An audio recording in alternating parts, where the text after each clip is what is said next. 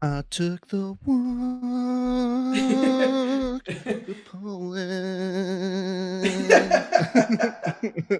We're back, everybody. We're Hey, back. we're back here, buddy. We have returned. That was my Lil Yachty impression. Yes. And I was doing a Lil Yachty impression because He's the talk Mr. of the Yachty town. released an album hmm uh Friday, Saturday, He something released like it. that. I knew that he released it because you told me about it. I think it was Saturday. I'm pretty sure. Yeah, and I only knew about it when I did because my sister texted me hmm and told me like to listen to it immediately. hmm Um so the album is Let's Start Here. hmm Um and personally I think it's awesome. I Yeah. haven't been able to stop listening to it all week. Um I thought it was amazing, dude. Yeah. What were you did you hear the whole did you listen to it top to bottom or like multiple songs? How much of The it did you listen the to? Yachty album is the only album I've listened to since I've known of its existence. I've not listened Really? to anything else. Yeah. Oh wow. Yeah, so I've listened to that album probably like 10 times by now. How many? Like 10 times probably. Really? Top Yeah. to bottom 10 times? Yeah, I've listened to it, just like listened and listened and listened. Yeah, because what's today? It's like Wednesday. It's been like 5 days since that thing came out. I've Dang, listened to it bro. like, because everywhere, like on my way to work and on my way back to home, that's like all that I've been listening to. At work, that's all that I've been listening to, unless I'm like listening to like a podcast or like some YouTube video. Yeah. Um, because I've been trying to make heads or tails about it. And I remember that when I texted you, I told you I was like, I haven't really made heads or tails about this yet. Yeah. And I think I have now. I think I have reached like I think I have reached kind of like my personal feelings on Do share. it. Yeah. Well, this is the best way that I can kind of verbalize like kind of how I feel. And it Mhm. is that, it's not unconventional as we know for like a hip hop artist, to kind of like switch lanes and to go from hip hop to something else, particularly rock, or as Machine Gun Kelly did, punk. But we've seen it with Cudi, with like the Wizard album, or even with Speedy Bullet to Heaven, infamously. And we've seen it with Lil Wayne. We've seen it. I mean, we've seen it with Trippie Redd. Like we've seen it with everybody. Like everybody at some Yeah. point goes like, enough with rap. I'm gonna I go. think Go ahead. sorry, just to butt in for a second. I thought Lil Wayne's attempt was the worst Oh attempt. yeah, Lil Wayne's was the worst attempt. But also, just to give Lil Wayne like a little caveat, he was one of the first ones. He was one of the Yeah. first ones to go like, I'm gonna give rap a break.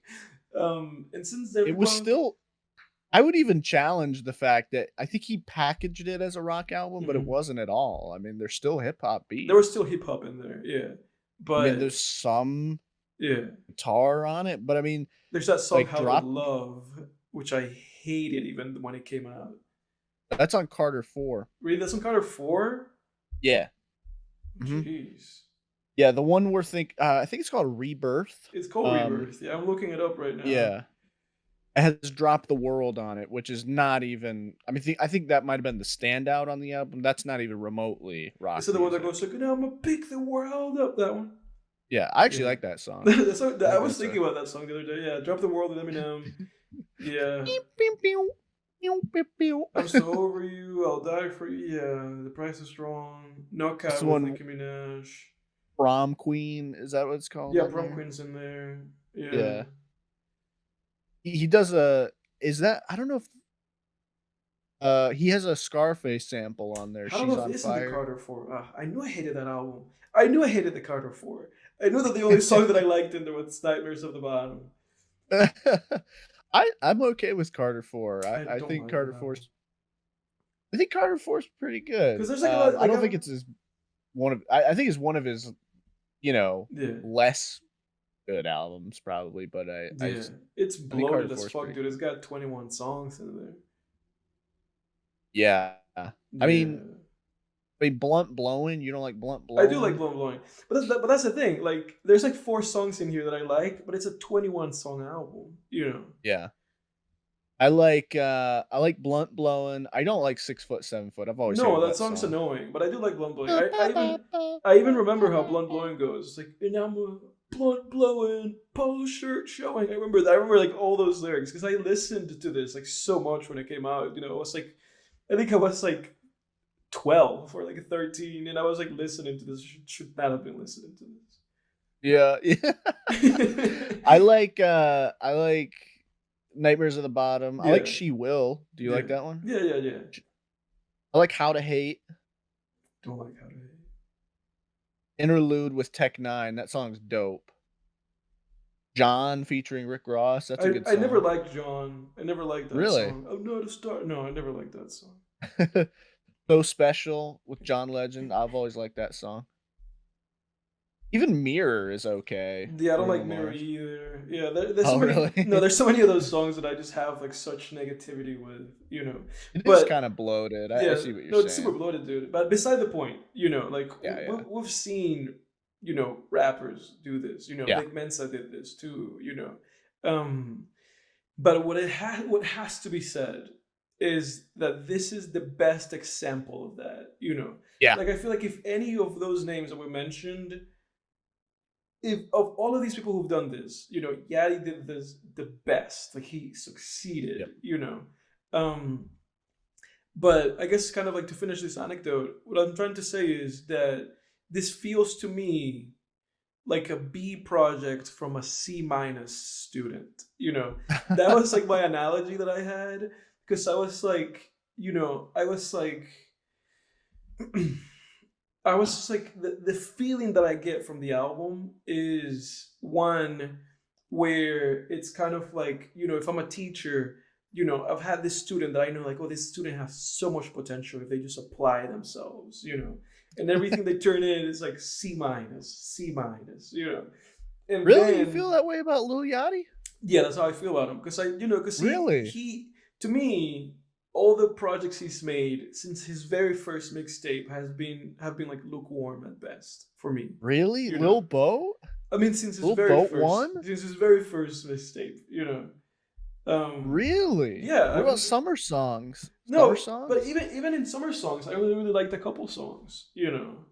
Wow. You and I have done a 180 on Lil Yachty because you used to be the one sort of defending some of his music, and Yeah, I used to I didn't give him a chance because I only heard his hits and, yeah. like, I Minnesota, I think, is a bad song. I don't I like that think it's song. called the Minnesota. Yeah, Dipset, I don't like that song. I mean, I think the Cowboy Bebop sample's cool, but yeah, I it's don't cool. like I never liked that song. Yeah. And and then some of his features I thought were stupid, and I think I didn't give him a real chance. And then Hmm. when I finally gave Yachty a chance, I was like, "Wow, he's pretty good." And then now I would say Yachty's as far as at least like mumble rappers go, trap artists, Hmm. he's up there for me, I would say. Well, 'cause I can see why he's so popular. well, He's very unique. this is how I feel. Like I like Little Boat, you know, like I like the very first one, and then Summer Songs is like a couple of songs in there.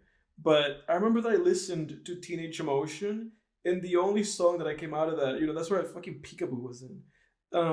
The only Terrible song. song that I came out with that was like "Bring It Back," song number 15. You know, "Bring It Back," which is this like weird Michael Jackson ripoff. I don't know if you remember that.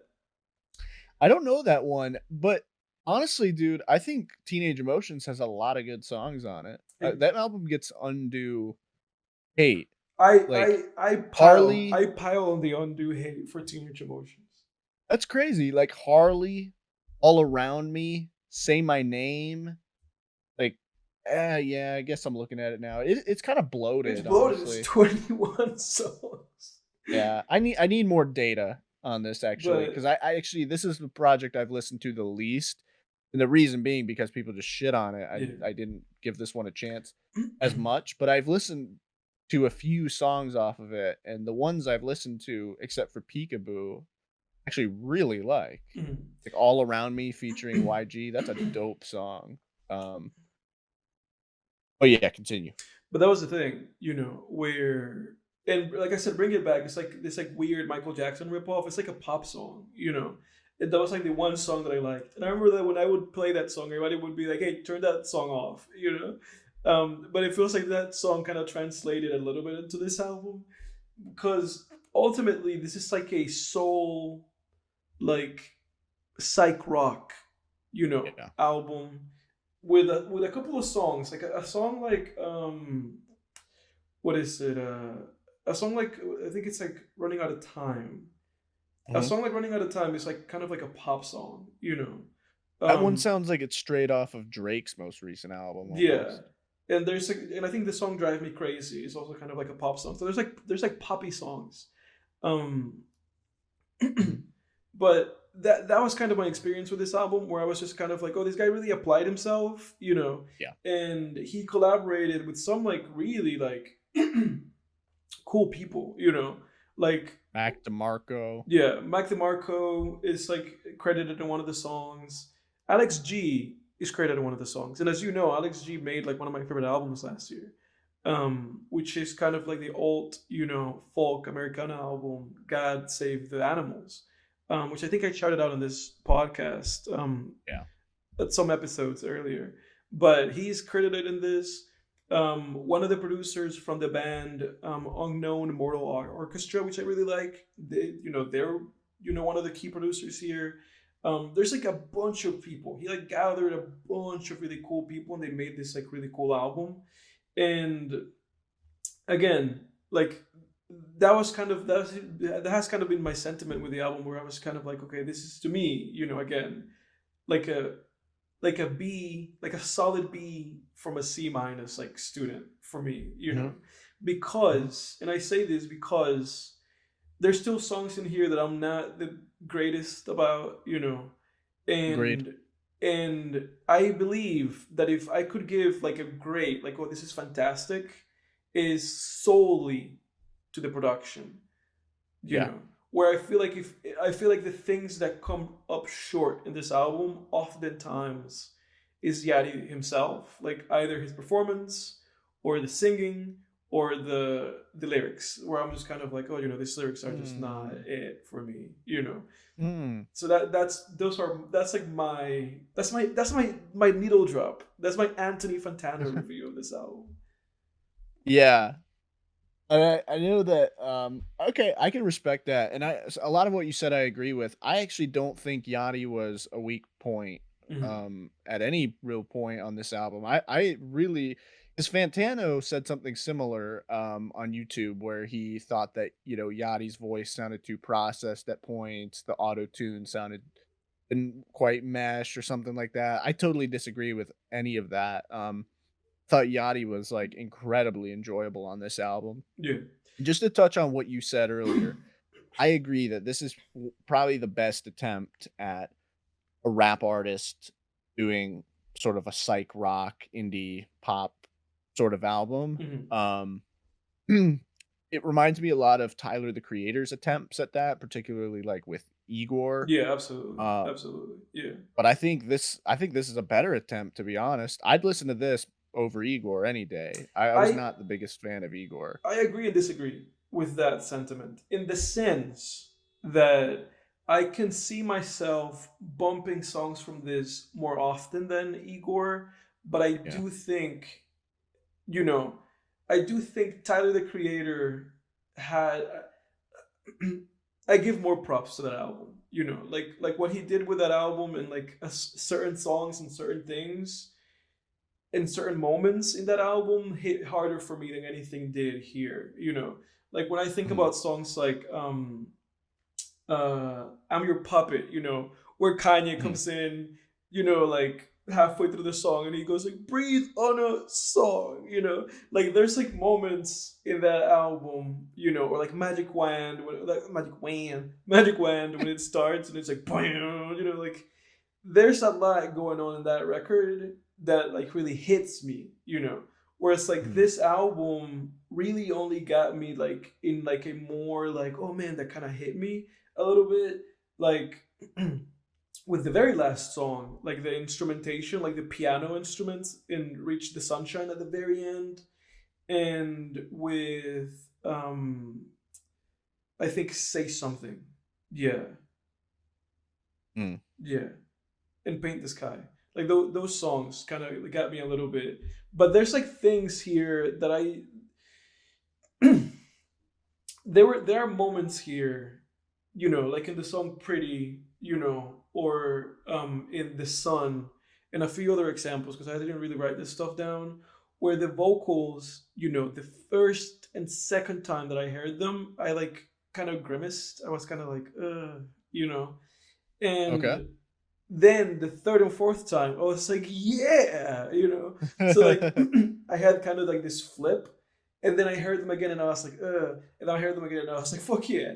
So there's like something going on, where Yeah. for me it feels like I need to kind of be maybe in a certain kind of mood to like really enjoy like the delivery and the processing, because sometimes it bumps and sometimes it doesn't. Hmm. It's like one of those, and that's why I'm saying to you, like, the thing that never bumps is the production. Like the production on this album, it's like from front to back, and a lot of songs lead into each other. The very last song leads into the very first song, the Black Seminole. um None of those, the production never bumped. I was always impressed. I always liked, the funky bass. I always liked like the hi-hats and the drums. I was always like really into it. The only thing that bumped for me every now and then, it really is just Yachty. And the song, like the interlude Failure, when he talks about like failure, I could not tolerate that. Really? Yeah. I Because thought. See, I sort of liked that. I just thought it was it seemed very honest to me, and it's like yeah, him kind of pouring a piece of himself out yeah, on a track. yeah. Now, one thing I will say too is a lot of times what I think is a big mistake when rap artists try to, so they'll leave behind when they try to do these jumps to a different genre, they'll leave behind the production, but they'll take with them sort of rap lyricism and rap subject matter, Hmm. and it doesn't work, Hmm. right? And that to me is like the biggest problem when certain rap artists, they'll try to do, like a rock type album, but they'll still be talking about lean and Zans and shit like that. Hmm. And it just bumps it. And um, it seems really inauthentic. You know what I Yeah. mean? And that's what I felt like was the biggest win on this album is Hmm. Yachty did not do that for the most part. There's hints of it, like on the song Pretty, for example, when he says, uh, grab on her titties, whatever that line. Hmm. Like, that was like a bit of like, oh, okay. But those work okay because they're just these tiny, like little moments where he'll just kind of sprinkle it in a little bit to Hmm. where it's just like, oh, it's a little bit of humor, and he's not Yeah. taking himself so seriously. Because I thought the lyricism on this album and the subject matter and everything was matched uh matched it sonically. So it felt authentic to me. You know what Yeah. I mean? Yeah. Um, yeah, I really enjoyed this album, and all that's to say too that I'm personally I care about lyrics to an extent, but I would say 70 to 80% of me, I mean, man, probably beyond 80%, Hmm. probably 90% of music for me is sonic. Like Hmm. I only care about lyrics like 10% ish. Like if you're saying something really cringy and lyrics is more of a threshold thing for me, Hmm. where it's like if you're saying something really cringy and stupid, then that really just makes me like, ugh. Like I have that problem with Kevin Gates sometimes where he gets too detailed in some of his lyrics where he talks about, like it seems like he has like a foot fetish and just when he gets into that type of shit, I'm like, I can't play this song, even though it sounds dope Hmm. sonically. I'm just like, I can't Hmm. listen to it because it's too cringe what he's saying. Hmm. So lyrics is more of a threshold thing for me, Right. right? Right. I'm not, I don't go back to a song just because of the lyrics. Hmm. I'll skip a song like some Kevin Gates songs because of the lyrics, because the Hmm. lyrics are just too fucking stupid. I'll never say, "Oh, that song, I don't care for the instrumentals, but the lyrics are great." Yeah. That doesn't happen for me. I Right. could care less. If it's sonically not working for me, then I don't care how deep the lyrics are. It just it I'm like, you know, Yeah. I can find I can find good lyrics somewhere else in a Mhm. song that sounds good. Yeah. Um, but yeah, what were your favorite, tracks off this album? I I had an issue with like a handful of tracks in the sense that I did too. something that happens with a lot in songs in this album is that they start a certain way and then they become another song halfway through. Yeah. And a lot of the time, I've always hated that. and a lot of the time, the song at the end, the song that starts halfway through is better than what was happening at the beginning. And a lot of the time, what happens at the end is worse. You know, for instance, like I like the Black Seminole, but I don't like the instrumental breakdown at the end of that song. You know, that's a 7 minute song. The Black Seminole part of just him being like Black Seminole, you know, like that part of the song really only lasts like 2 minutes, and then it's like this like 4 minute like instrumental breakdown that by the time that it gets to like the female yelping at the end, I'm kind of like over it, you know. Yeah. But I dig the funky, soulful Black Seminole part of it, you know. Um, and it's so catchy, you know. Oh, yeah. And even the line at the end, you know, like where he goes like, "It feels like a Tarantino movie scene," you know, like that line at the end. Mhm. I didn't like that at the beginning, and since then I've liked it because I like that's such a catchy like thing to say at the end. Um, Yeah. and I like the ride. I like the whole like "Don't ask no questions on the ride," you know. Um, Yeah. Running Out of Time is great, although Running Out of Time just feels meandering by the end because it's like a 4 minute and 30 second song, you know. And again, halfway through the song, he runs out of things to say, and then the rest of the song is just kind of him saying, running out of time, you know, baby, lay up with me, running out of time, you know. And it's a vibe, but it also feels, you know, like somebody put extra spaces in their homework. You know, somebody put like double space. You know, it was supposed to be a single spaced assignment, but I used to do that. I did that in an English class in high school one time, and my teacher one time wrote like at the bottom, "Interesting choice of spacing." Like, I'm on to you, motherfucker. yeah. But no, I like Say Something. I like Paint the Sky. I think the album ends like really strong. Like I think all those songs at the end, I like really like them. You know, again like Say Something is number 10, Paint the Sky 11, Should I Be 12, The Alchemist 13, and Reach the Sunshine 14. I like all of them. I don't like the laughing in Reach the Sunshine. I really like the piano like breakdown instrumental at halfway through, but you know, I like Running Out of Time. I like The Zone. Like I like most of the songs. You know, I actually don't hate any song, and there's no song here that I would like skip necessarily. I wouldn't listen to Mm. like I mean I wouldn't listen to Failure, but that's not even a song. That's just him talking over some like you know guitar instrumental. Um, Gun to your head, if you had to pick a least favorite song, which one would it if I be? had to pick a least favorite song, I don't know. Because like I would probably say Pretty, but I really like the instrumental in that song. Oh, that's like my I favorite. really like the instrumental in that song. That's the thing. I really like that instrumental, so I don't want to say that. If I were Yeah, going to which say his one, voice is part of the instrumental too, yeah. which is yeah, I'm with you on that 100%. I love the instrumental. If I was going to say one, you know, and there's like an instrumental one of those, and I think I don't know if it's that one that just goes like there's like this like sound in the background. Mhm. I mean, the production is so catchy. The production is like outstanding. You know, Yeah. I don't know. I'm going to say, gun to my head, like if I had to pick one of these songs, I am going to say The Zone. Yeah, I probably agree with that. Because That one did nothing for me. The Zone is guilty of being better halfway through.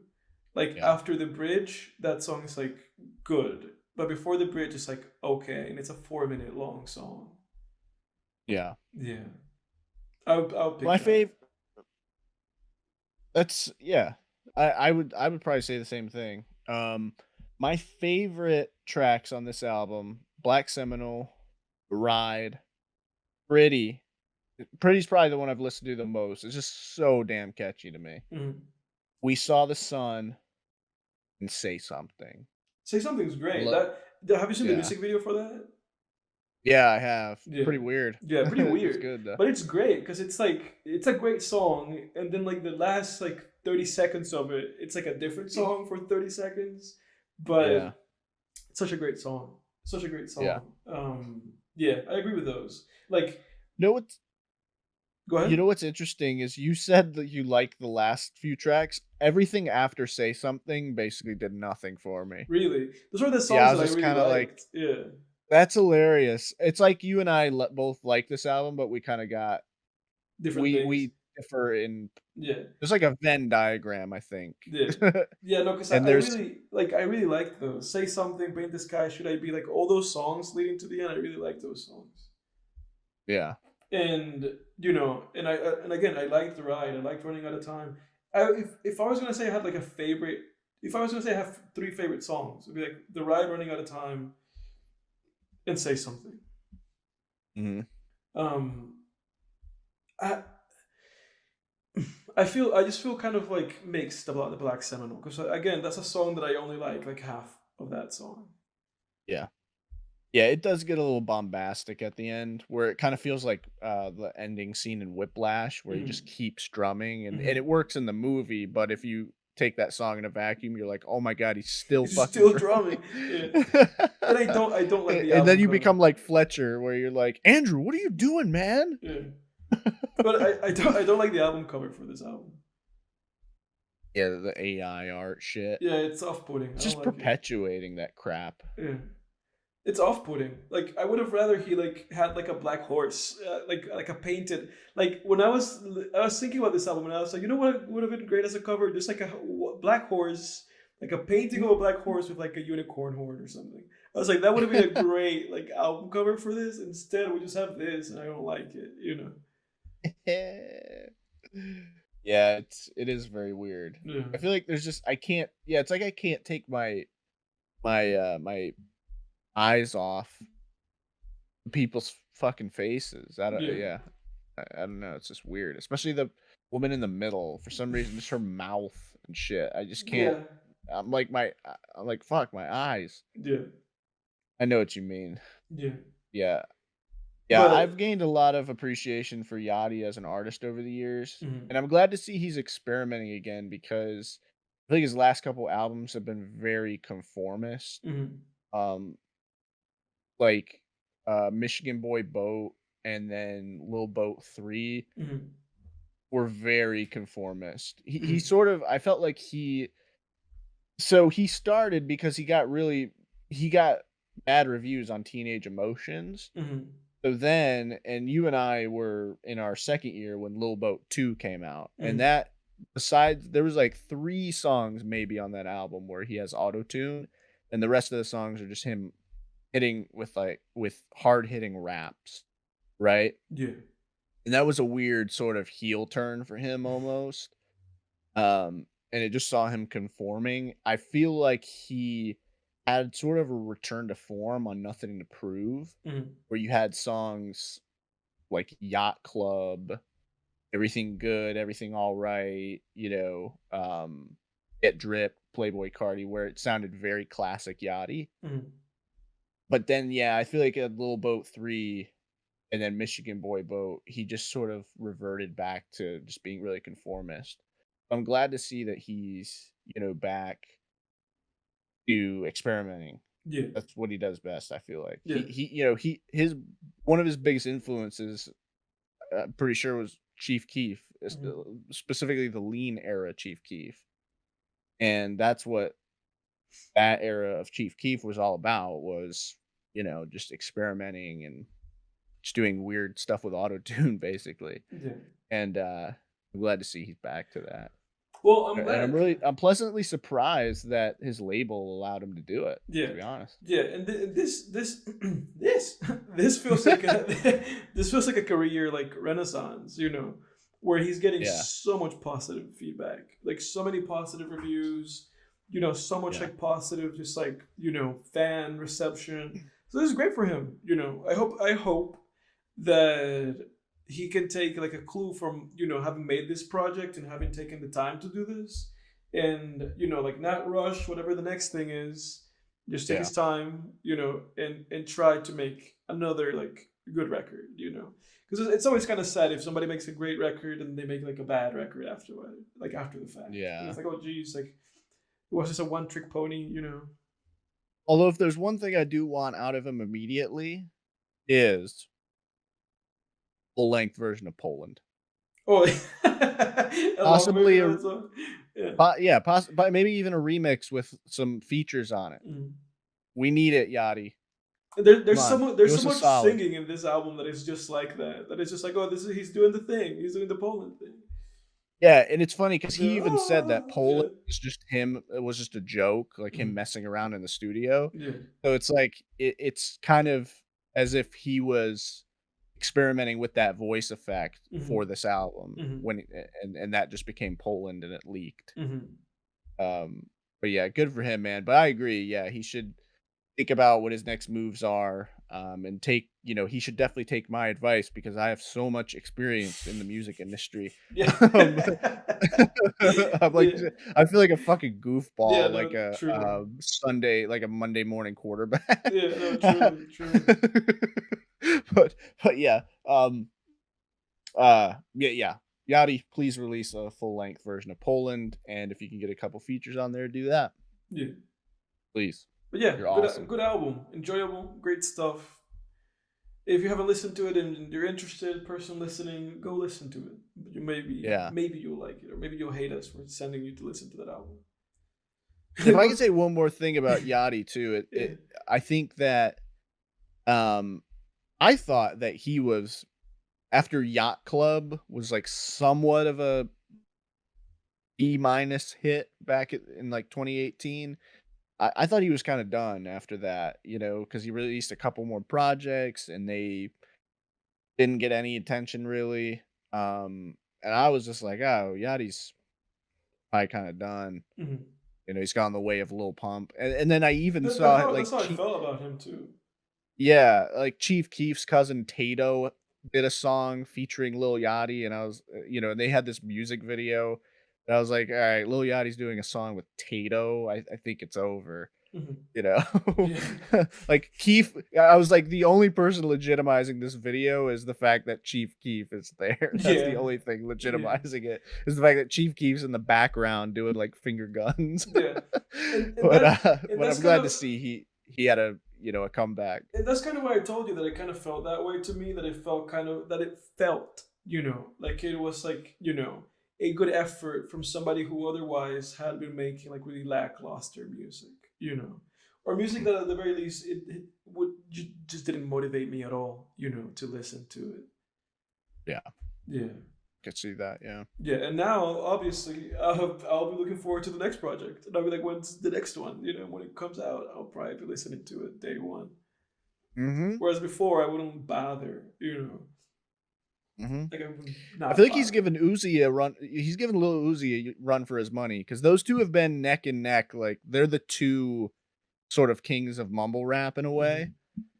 And I feel it's weird because like one will surpass every few years. One of them will surpass the other. Power level. Yeah. Like oh now Lil Uzi's the talk of the town, and oh now Yachty's the talk of the town again. And they keep like they're neck and neck, and they keep passing each other. Like one of them passes the other every few years. They are But the I enjoy seeing that the sort of unspoken competition between them. they are 'Cause they have the mentioned it. They've mentioned each other too as competition. they are the Nadal and Djokovic of rap, of mumble rap. Yeah, Yeah.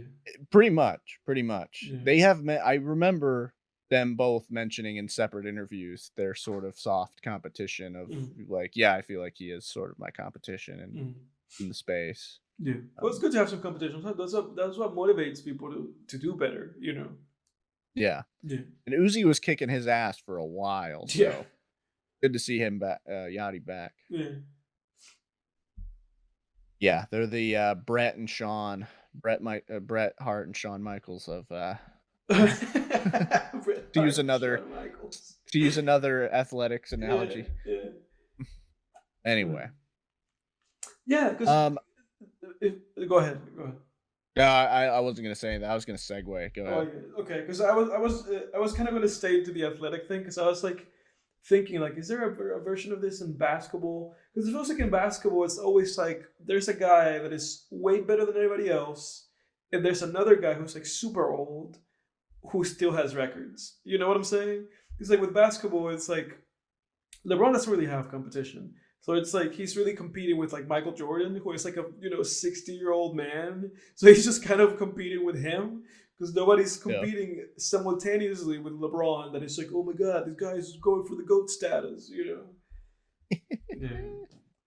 Yeah. Whereas I've been facing heartbreak and disappointment with tennis because Djokovic pulled a Lil Yachty or Lil Yachty pulled a Djokovic. Djokovic is tied with Nadal, I guess is what I'm trying to say. Yeah. They're both at 22 majors. Last year was such a good year for tennis for me. Nadal won the Australian Open. This year, not so much. Yeah. Dealing with loss. You know that the Oscar nominations came out. Yeah. Yeah. Let me pull those up real quick so I sound like I know what I'm talking about. No, the Oscar nominations came out, and again, as it happened, I think in 2009, Avatar is nominated for Best Picture. Yeah. Yeah, I saw that. I was like, oh shit, Avatar's for Best Picture. Avatar's nominated for Best Picture. Elvis is nominated for Best Picture. And Top Gun Maverick is nominated for Best Picture. Yeah. And I thought of mentioning those because those are like, kind of like more like big Hollywood movies, Mm-hmm. Not the artsy fartsy crowd that we usually see nominated for these Right. things. Right. Yeah. What do you think? Does that motivate you to want to watch Avatar? Because I know you and I in this podcast, we're both shitting on Avatar and being like, we're not going to watch this. Not at all. The Oscars itself doesn't ever really motivate me to watch a film by nomination alone, but it just puts a movie. Yeah, well, it's more like advertising. So if it puts a movie in front of me and I think to myself, "Oh, that movie sounds interesting," and I didn't hear about it before, then I'll watch it. But I don't just watch a movie only because it got nominated for the Oscars. Because they'll nominate like some crap sometimes. They will nominate some crap sometimes. I mean, they nominated The Blind Side. Yeah. Oh my god. Yeah. Right. Exactly. You can't. How are we gonna trust that? Yeah. Now I've seen. Oh, dude, Elvis is. I can't believe Elvis is nominated. I can't believe Elvis nominated. Crap. I can't believe that was nominated either, and I can't believe that guy's nominated for Best Actor because I haven't really heard anything of that. And the only thing I've heard from like Elvis is people like shitting on it and shitting on like Tom Hanks' performance. It sucks, dude. Yeah. I had to pull a YMS during that movie and just bow out. I mean, so I'm not gonna go into yeah. So I'm not gonna. Out. You just got out of it. Yeah. Oh my god, man. I was. It was so. Here's the thing. So I'll watch any genre of film, right? That's my thing, right? I'm a huge film guy, right? I have my favorite genres that I'll watch more of, but I'll watch at the end of the day, especially as a storyteller, I try to learn something from every genre of film and try to enjoy every genre of story, right? However, there are subgenres within genres, so subgenres that I can't fucking stand, and I make no bones about it. And one of those subgenres is the biopic. I fucking hate biopics so goddamn much, Edward. It's not even funny. I hate biopics. Go ahead. I hate them, dude. They're so stupid. There's a few great ones, right? Where it's like, okay, Wolf of Wall Street, right? That's a great biopic. Goodfellas I know you like that Serena Williams one too. Yeah, I liked the Serena Williams, King Richard. That was great. But those also, so Goodfellas, they operate, especially Scorsese stuff, right? Goodfellas, Wolf of Wall Street, they operate as standalone movies where there's probably a lot of people out there that don't even know Wolf of Wall Street or Goodfellas are based on true stories, which is fine, right? They operate as just great films. Yeah. And my thing with biopics is most people's lives aren't that fucking interesting. Right. Even if you were like a great person or whatever and you did a lot of shit, it's not. That's my thing, dude. I don't know what it is, man, with biopics, but when I sit down to watch a biopic and it's like ensemble cast, fucking Brad Pitt's playing this character and Margot Robbie's playing his wife, and I'm like, fuck, I'm out. I can't watch it. Just to interrupt you for a second, that movie made no noise. Babylon? Yeah. Or no. Was it Babylon? Yeah, the movie made no noise. Like, the movie made no sound. I'm looking it up right now. Yeah. It has a 56% Rotten Tomatoes. It's probably boring as hell. And it's 3 hours long, 3 hours and 10 minutes. Like that, I heard nobody even mention that. Yeah. Yeah. Yeah, it was in Babylon. It's not necessarily. Is that a biopic? No, but you mentioned Brad Pitt and Margot Robbie. It's historical. Like, yeah. I was like, wait. I was like, wasn't there a movie that existed? You know. Yeah, and that was still like a period piece type thing. So it's almost like a biopic in a way, which period piece, historical fiction, I'm more open to. Like that's fine. That's a fine subgenre. But dude, biographical films, oh my god. Like inevitably every time I watch them, I'll go into them with an open mind and then I'm just 30 minutes in and it's just this character, this inspirational moment. This is when they got told no and they faced all this rejection. It's just like, turn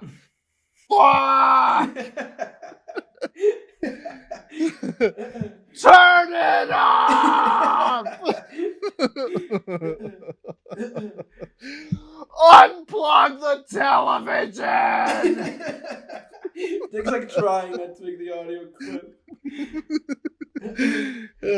But anyway, what were we talking about?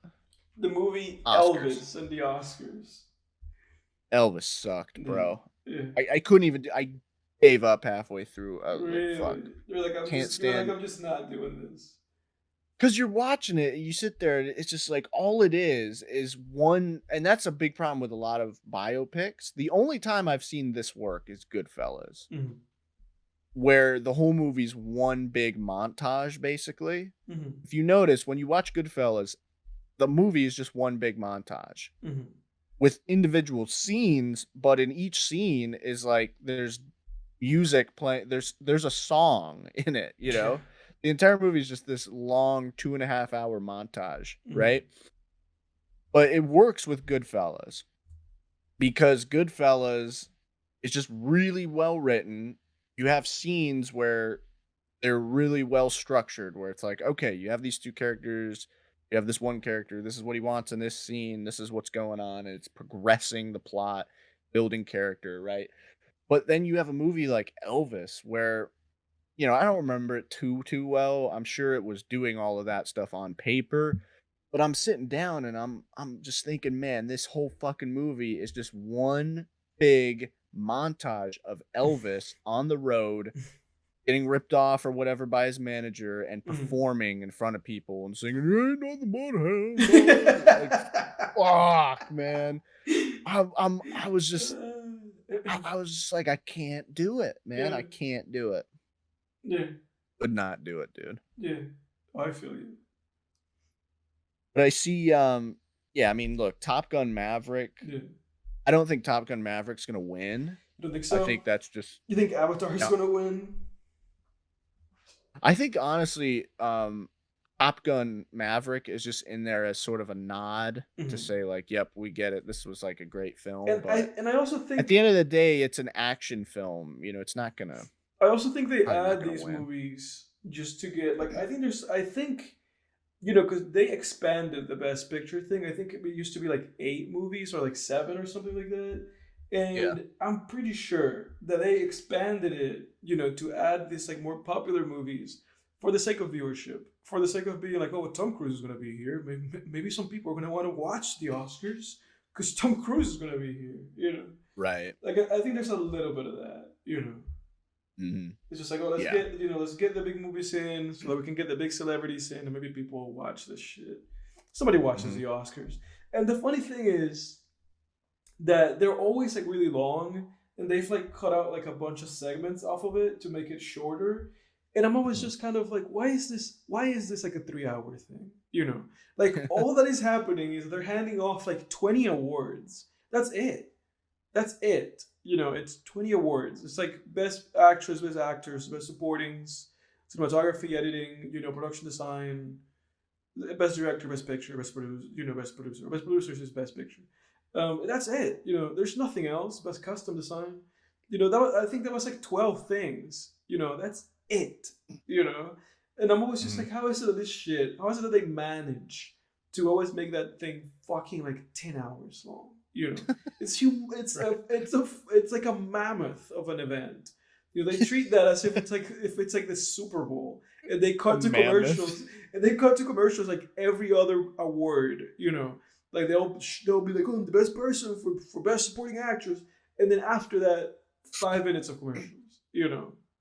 It's ridiculous. Yeah. It's ridiculous. Nobody watches that bullshit. So just do it back to back to back. Just being like, you win, and that person wins, and you win. Nobody gets to do a speech. Everybody gets the fuck out. Let's go.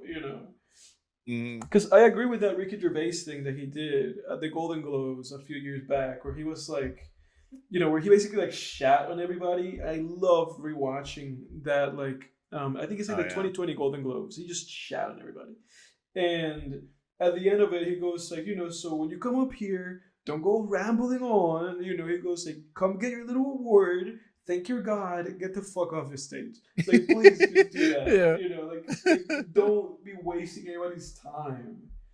Yeah. And I haven't watched that stuff since like 2019. That's the last time I watched the Oscars, I think. Yeah, I'm not sitting through all that. I don't. There's gonna be people in the comments like, these guys aren't even real film fans. They don't watch the Oscars. Shut the fuck up, okay? No real I'm not gonna sit there. The Oscars.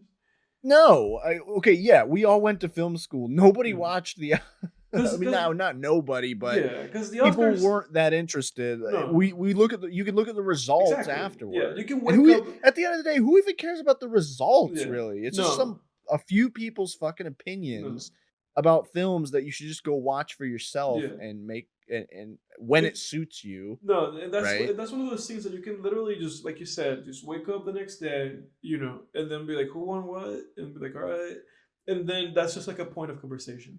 At some point, somebody will say to you like, did you know that Tom Cruise won?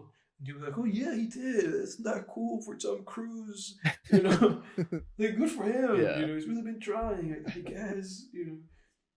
Yeah. And I'm looking at this. I see that movie Tar is getting a lot of. I've heard a lot of positive things about that movie. Dude, I watched the trailer for that movie, Mm-hmm. and as I was trying to find something to watch, and I watched that trailer for that movie, and I was like, dude, I can't watch this.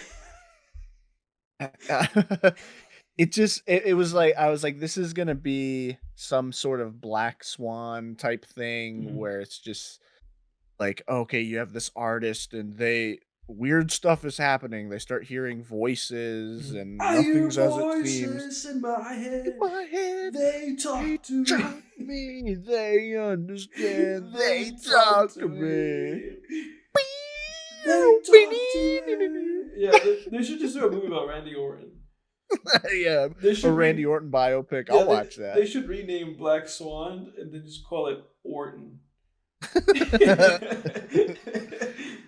That's the thing, man. You watch that and it's just so fucking boring. At least the trailer. It could be a great film, but I have no motivation to watch it because I'm just like, it's not quite horror. It's not quite thriller. It's not quite drama. What is it? it's Tar. And it's like, fuck, man. That was like a little dance song. It's not quite horror, it's not quite drama. What is it? It's Tar. Yeah.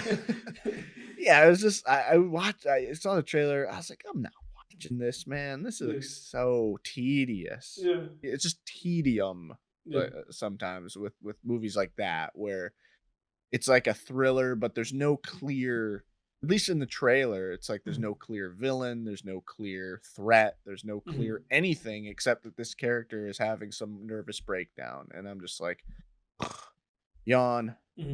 Fuck. I don't need to watch this. Yeah. Well, I think you and I are people who are, it's like we can describe life, or we can describe film as like a journey. We're like really far along our film journey. Yeah. Like we're really far along. We're kind of old men in our film journey. We went to film school. We're watching a movie every day, and I think at this point we've kind of just grown, like, or at least I know that I have. I've kind of just grown jaded to movies a little bit, where like where like somebody would say, like, let's watch a movie, and my there's always like something inside of me that kind of goes like, ah.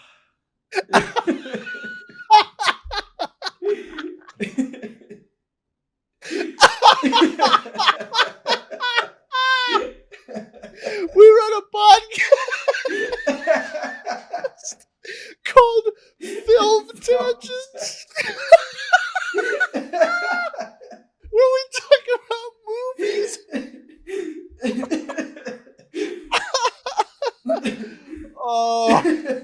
Oh my god. This is my admission of just how far along I am into this, where I'm just kind of like, movies,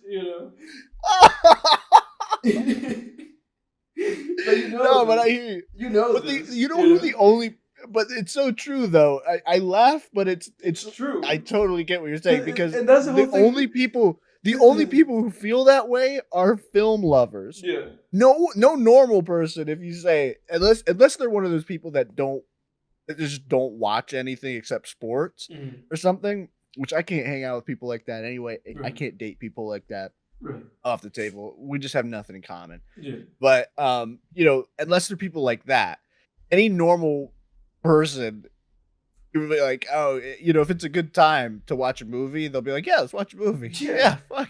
The only people that feel the way you just said are film buffs. Yeah. Who have seen like 2,000 movies and are just like, oh, it's a movie where it's an ex-hitman, and exactly. he's left the life behind, but someone pushes him, and now he's getting his gun, and now he's going, and it's raining. Well, and that's and he's the about thing, to shoot somebody. Because like one of the most popular, internet like movie related things, it's it's Red Letter Media. And it literally starts, a lot of those videos start with them saying, fuck movies, because at some point you just feel that way. I feel like at some point you've seen so many movies, thousands of movies, TV shows, consuming like so much media, that you're just kind of like, Yeah. It That's why great. Yeah, that's why great shit is just so valuable too. Like when you see a show, like the most recent thing that I saw that I thought was great, that I binged it, was the show The Boys. And it just becomes super valuable when you find something great, because you've seen so much shit and the tropes, and the cliches, where stories are going a lot of the time. And the biggest challenge in writing, in storytelling, is just get people to care. Right. And that was what I noticed in The Boys. I immediately cared what was going on. Yeah. I was like, I care. I care what happens to these characters. Right. Episode 1, I was like, I care what happens. And that's the challenge. And that's the challenge. Yeah. And sometimes, this past weekend, dude, I was like, oh man, I'm going to watch all these new movies that I've never seen before. Dude, I just rewatched Heat. Yeah. Yeah. A super long, great movie, because sometimes I do that. I'll get in modes where I just start rewatching things that are great because I'm Mhm. like, man, I just keep striking out on stuff I haven't seen before, where it just ends up sucking. Mhm. So then I just start watching, like rewatching stuff that I know is gonna fulfill me. Right. And again, that's like another symptom of this whole thing of, where you just kind of say to yourself, like, do I want to watch, blank movie that I've never seen before that I may watch and then regret watching because it was a waste of my time? Yeah, Or do I just want to watch, Punch Drunk Love? Or do I just want to watch Goodfellas? It's like, do I just want to watch yeah, something that I know is good and just appreciate it a little bit more? yeah. I'm fixing my mic here. Yeah, no, you're absolutely right. Um, I watched another. I watched an Oscar nominee on Really? Friday night, Which one? and I don't know if you probably maybe saw it on Letterboxd that I watched it, Hmm. maybe not. I left a review. Really? I don't know. I have no idea. The movie that I watched Friday night and regretted watching Hmm. for all the wrong reasons. Hmm. This is don't make no Is it mistake. the This isn't Fablemans? right. No, it's Oh, Aftersun. Aftersun. Okay. Okay. This movie fucking blows. Really? It's so Aftersun. stupid, That's a movie. so bad. That's an A24 movie, and the guy submitted for best actor. The movie fucking blows. Do Really? not listen to anybody who. I mean, dude, this movie got rave reviews. I mean, just critical acclaim. I don't, dude. I don't get it. I mean, Huh. this movie was atrocious. Really? I mean, no plot, zero plot. My review of this movie was, and that's what I put on Letterboxd. And Okay. that was my reaction to the whole Yeah. movie, because the movie is a father and daughter. I'm not even going to say spoiler alert. There's nothing to spoil. Hmm. Father and daughter go on vacation together. Um, Parents are divorced, and it's just this vacation with father and daughter just talking about stuff. Hmm. Just talking about it's the first 5 minutes of a movie Yeah. in an hour and a half or 2 hours or whatever. It felt longer. Yeah. Whatever it was, it felt longer, the running time. Yeah. Um it's just them the whole time talking about, in the whole movie it's shot in that like James White kind of way where it's just close-ups the whole So it's movie and kind of just like these this like like slice weird. of life thing. Yeah, and I'm fine with a movie being shot that way, but then when you also just have this the entire time just mundane dialogue about like, are you and your mother getting along? Yes, we're getting along. Were they like What Irish you or like said English? last time? Yeah, I think they were Irish or something. You said Mhm. last time you and your mother weren't getting along, and she's like, "No, we are now." And Yeah. oh my god! Oh wow! What a human moment! Fuck off, man. And I thought it was going somewhere. I thought there was going to be an emotional, like, gut punch at the end or something. No, they tried, but it wasn't at all. This Mhm. movie's, I promise you, when you watch this movie, you think it's going somewhere. Mhm. It's not. It is not going anywhere. Yeah. It is not going somewhere. Do not disappoint yourself. But you watched the whole thing. You committed. Yeah. Hmm. Um, it just Well. honestly, it was one of those movies where it was so slice of lifey and so, thin on plot, Mhm. so slice of life, mundane, boring, just banality Mhm. and it made me want to watch an Adam Sandler comedy. Really. You know what I mean? Like, it was that slice of life where I was like, "Holy fuck, I need something that's the total opposite of this, that's just like this plot-driven, like, you know, Super one plot. thing yeah, one thing to the fucking other Yeah. type shit." it was like needing to eat French fries after eating this giant sickening bowl of ice cream. You know what I mean? Where you just need the opposite. Um, yeah. Maybe that should have been your review. You should have said, "This made me want to watch a whole Adam Sandler movie." Yeah. Yeah, that would be my second choice of review, but I think is probably the best possible. That was like the one thing I came out of this movie thinking. Well, and that's an interesting thing, because for me, as you know, I've not seen any Oscar nominated movies. I've not seen like any of them. The only Oscar nominated thing I've seen is Pinocchio, which was, it was nominated for like best animated film, which I think it might win. I think so. Because I looked into that category, and from what I can tell, like, I don't think any of those are like Disney movies. Like, this animated feature, it's Pinocchio, which is from Netflix. There's a Marcel the Shell with Shoes from A24. There's the Puss in Boots movie from Universal. The Sea Beast from Netflix. Oh, they're all Turning Red from Walt Disney. So there's only one Disney movie there. Usually there's like 3 Disney movies. Usually there's like 3 Disney movies and 2 other things. Because the Oscars are numbers. Yeah, because the Oscars. Not only that, but the Oscars are a Disney thing, and they're televised. Oh yeah, ABC, right? Yeah, and ABC is owned by Disney. So usually, like, Disney just wins. Like, every year they just win. But I think this is the year where they're not going to win. Because that movie, like, Turning Red, it's not bad, but it's, like, really forgettable. I forgot that movie existed, and I watched that movie. Yeah. I forgot that thing existed at all. I had no idea. I had no remembrance of that thing. And I was like, oh, shit, there it is. Oh, yeah. I remember you telling me about that on the podcast. Yeah, because I remember talking about how, like, people were kind of making, like, a hubbub about it. But I was just kind of like, well, that movie's like really inoffensive. It just is. It's just like a movie like talking like about like teenage girls and like, the things they experience. And I guess people were offended by that, by being like, oh, I guess teenage girls have hormones and they like people and they have, feelings. I find that offensive. Yeah. I thought teenage girls just didn't have thoughts. Yeah, I find that offensive. That's the average mind of a misogynist. Any movie that humanizes a woman as a human being, they're like, oh man, I'm really offended by this. Yeah. Yeah, that is bullshit. Yeah. What else? Have you watched anything this past week?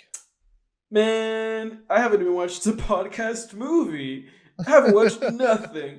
Instead of watching, and I mean, everybody who's watching this, the fucking name of the movies and the titles is not a spoiler. But we watched Entergalactic, the Kid Cudi movie, for this podcast. I did not watch the movie. I listened to the album, so I can only. I can only, you got the story. Yeah, I can only comment on what I gather may or may not happen on the movie based on what happens on the album. Wow. Great job, Edward. Jeez, now I got to carry the rest of this. I bet that I bet that when the song "She's Looking for Me" plays in the album in the movie, I bet she's looking for him. I can bet you were wrong. You were completely wrong. I bet that she's looking for him. I knew that, dude. I was thinking of that the whole movie. That was in the back of my mind. You saying that. So I remember I said that. There was a part where I thought that song was gonna start playing, where I was like, "Oh my god, she's looking for him." She was looking for him. Yeah. Yeah, and I was like, nope, that doesn't play till the end credits. The end credits, yeah. But I think what is it that plays at that point? Can't Shake Her? Is that what plays? Something plays. Something plays at that point. I just remember. One of the ones that he has with Dollar Sign. Yeah, it is. It's Ignite the Love, I think. Yeah. Yeah. Great song. Yeah, great song. We'll circle back to Entergalactic. Yeah. So I'll go over what I watched this past week real quick, and then I have like 1 or 2 other things I want to touch on, and then we can get to Intergalactic. Okay. A couple weeks ago, and this was because I had forgotten to log in on Letterboxd, and so I had neglected to talk about it. But I actually watched Tenet a few weeks ago. Yeah, I remember you texted me about that. Yeah. Yeah, and then right after we got off the podcast, I was like, shit, I forgot to talk about Tenet. Yeah, you should talk about that. Because I had forgotten to log logging on Letterboxd, and I was just going, off of Letterboxd. Mm. So Tenet, by Christopher Nolan, came out. I remember it came out during the heat of the pandemic, It did, yes. and I had very little motivation to watch this movie, Mm. just because I thought it was going to be um, similar to Interstellar, but Interstellar, I think you and I feel the same, kind of the same way about that film. I have to watch that again though. It's just yeah, it's a movie that just tries too hard to with the mind fuckery, and Mm. I always thought the stuff when Matthew McConaughey was floating through the black hole and stuff. I just thought that stuff was ridiculous. Um, I don't know. It's probably a hot take, Yeah. but No, I no, dude. It's not a hat take. No, it's a cold take. People have been making that take since that movie came out. oh, have they? Okay, Yeah. gotcha. Yeah, I care very little about that movie. I haven't even bothered to hear others like opinions about Yeah, that or no, anything. no, that movie is like divisive, not even divisive. That movie's like liked, but everybody who likes it also thinks it's like a little bit goofy. Yeah, Yeah. yeah. Now, I think Tenet was sort of Christopher Nolan. I almost feel like he corrected a lot of what was wrong or was sort of subpar about Interstellar. So Mhm. I really enjoyed Tenet Mhm. because it has, like, in Christopher Nolan fashion, it has a fantastic, mind fuckery sci-fi kind of plot, Mhm. which he's become pretty known for since Inception, and Mhm. even before with something like Memento, which Mhm. wasn't sci-fi, but it's still very mind fuckery Yeah, The plot. Prestige too, the magician movie that he has. Yeah, and I actually still need to see that. I have not seen Oh, Prestige. geez, dude, yeah, watch that movie. The movie's great. Okay, gotcha. I have to add that to my list here. So Tenet was a really, really cool sci-fi concept that Mhm. was it just seemed very crucial to the plot. Mhm. Like the plot of the movie could not have happened without the sci-fi concept. Mhm. And I think that's a good litmus test for a sci-fi film. Mhm. Um, you're gonna do science fiction, ask yourself, could the plot happen without the science fiction element? Mhm. And if the answer is no, then you have a strong concept, I think. Mhm. That's just one piece of it, but I would say that's a solid litmus test. And then Tenet did really well with the human aspect. So sort of on the flip side of that coin, even if you took out the sci-fi element and you just had the human element of it, um, those were also enough to where you could have put it in a non-sci-fi setting. And I'm almost contradicting what I just said, but You bear are. with me. It's not really a contradiction. Yeah. You could take sort of the human element of it and sort of reframe it a little bit Mhm. and put it in a different film, and um just at like the core level, and it would still work really well. I Mhm. found the human element of the film really engaging with solid themes of revenge and, domestic abuse and stuff, Mhm. even in there.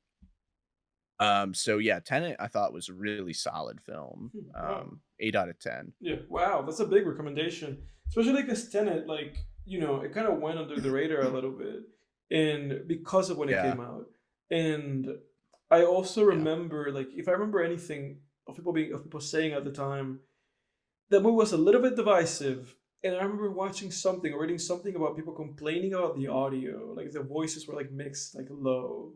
Those were like the only two things I heard about that movie. That's funny because I actually noticed that as well. I had to Really? watch that movie with subtitles. Yeah, Yeah. really. So that's true then. That's a true Yeah. thing. Okay. Well, this is a thing, not even just with Tenet, but I saw a video on YouTube by Vox. They did like a mini documentary on audio and why we have to watch everything with With subtitles these subtitles. Yeah, days. it's true. It's And true. a lot of the they talk about sound mixing and stuff. I didn't watch the whole thing. I wasn't that interested in it, but I watched like some parts of it and I thought it was kind of interesting. Hmm. And part of it too, I think, is actor delivery where people are just like, Mumbling. Yeah. Yeah. and it's just like, how's everyone So they can't say I'm a bad going? actor if they can't hear me act. Yeah, Yeah. and that's part of it too, where voices back in these old films were really crystal clear Yeah, and they're people were projecting. speaking Yeah. exactly. Yeah. At any rate, yeah, like a lot of Christopher Nolan films, Tenet was uh fairly divisive. I'm on the side of, you know, I thought that movie was great. I Mhm. thought it was great, really enjoyable. Mhm. Not something that I'll probably rewatch every few years or anything, like, you know, Yeah. but it was very, very good. I really enjoyed myself during it. Yeah. I mentioned Aftersun already. Mhm. I did more than mention it, You did more than so I don't mention need to get into that. Yeah. it. And then I mentioned I rewatched Heat, Yeah. um, which that's one that I rewatch every couple years. Yeah, such a great film. I think Yeah. it's one of the Great movie. best. Yeah, I think it's one of the best heist films ever. I agree. Yeah. I love. It's one of those movies where you just pick things up too every time you watch it, like new Mhm. stuff that you didn't notice before, and I probably noticed it before, but I really took it into account and sort of maybe tried to understand what the choice was behind this. But in that movie, so you have sort of Robert De Niro's character Neil, who's this very calm, collected bank robber. Um, and then on the flip side, you have Al Pacino's character, who is a this erratic sort of police officer who's just manic, you know. Mhm. And the entire movie, I noticed that Al Pacino's character is just chewing gum. Like the whole movie is just chewing gum. Really, I never noticed that. And Yeah. yeah, and I was like, "Holy shit, this guy's chewing gum in every scene." And I'm thinking, man, that was probably a subtle choice to Yeah. have him Yeah. doing that to make him Absolutely. seem more just like ADD and Mhm. like, I need the oral fixation, shit. Anyway, I thought that was kind of interesting. Yeah. Yeah, Heat's awesome, man. I love the pacing of that film too. Mhm. Just the That's way, a long movie. yeah, it's paced really well, though. I mean, the pacing is impeccable. Where I just feel like the action happens at like just the right times. Mhm. And that big bank heist, you forget, dude. You think it's like the big No, because there's climax a of the lot of movie shit almost. happens after that. Yeah. Yeah, there's an hour left Yeah. on the movie. When you get to that bank heist, I checked.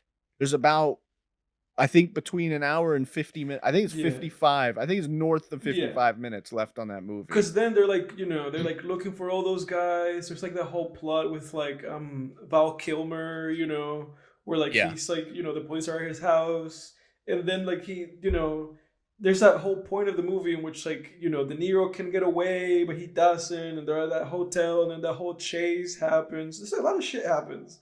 It's a long ass Oh, fucking yeah. movie. Oh, dude, one of my favorite moments, and you just touched on it. That moment, dude, where De Niro, he's getting off scot He is. free. He is. He's driving down the road. He's Yeah. got that pretty lady in the Yeah. front seat. Yeah. Even she has agreed to go with him. Yeah. Yeah. It's like, Exactly. dude, you Exactly. have hit the lottery. You Yeah. have gotten away with it. Yes. You have all this money, millions of dollars. Mhm. You have this beautiful woman in your passenger seat who, Mhm. despite finding out that you're a fucking bank robber, is so in love with you that she's still gonna She's still with gonna you go to with freaking you. New Zealand. Yeah, yeah. And dude, the look on his face. He has this look like he's driving, right? Mhm.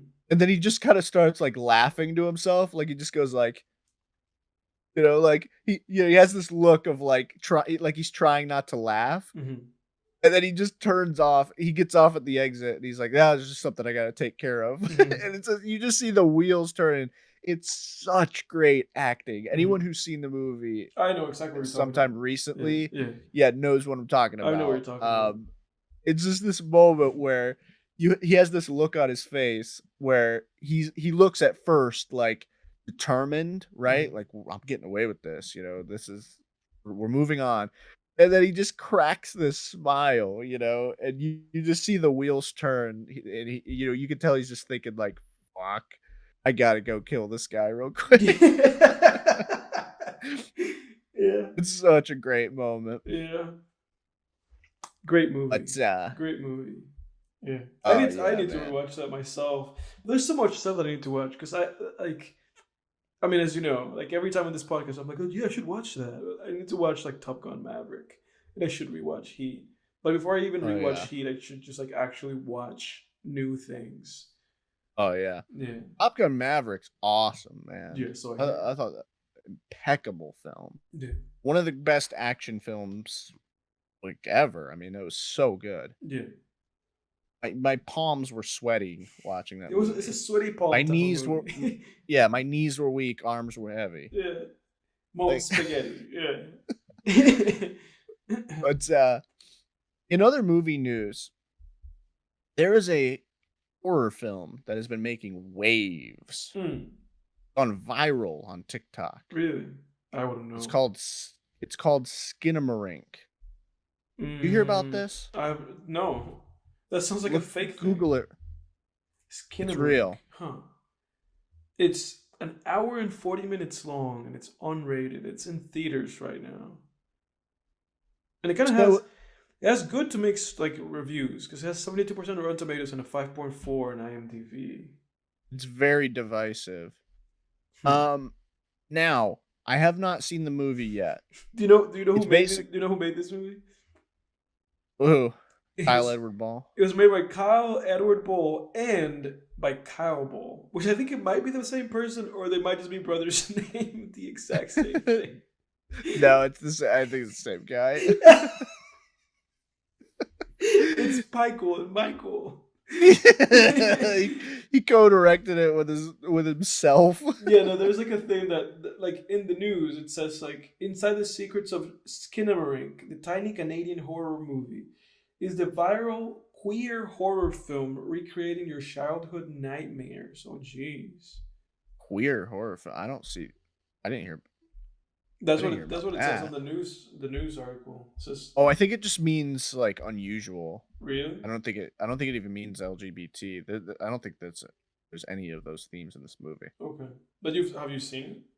No, but I watched the short film that was a proof of concept for this film. Mm-hmm. Now this movie is an experimental film. It's shot on like a VHS camera or something. Mm. The description is 2 children wake up in the middle of the night to find their father is missing and all the windows and doors in their home have vanished. Oh, jeez, that's weird, man. That's creepy. And the whole movie is just shot on this. I've seen the trailer and it's just shot on this VHS camera and it's just a lot. It's very experimental. I think that's why it's been divisive. Mm-hmm. Like there's not even really shots of human faces in this movie, but it still follows this sort of linear progression. I've heard that a lot of the movie you're just kind of waiting for things to happen. Mm-hmm.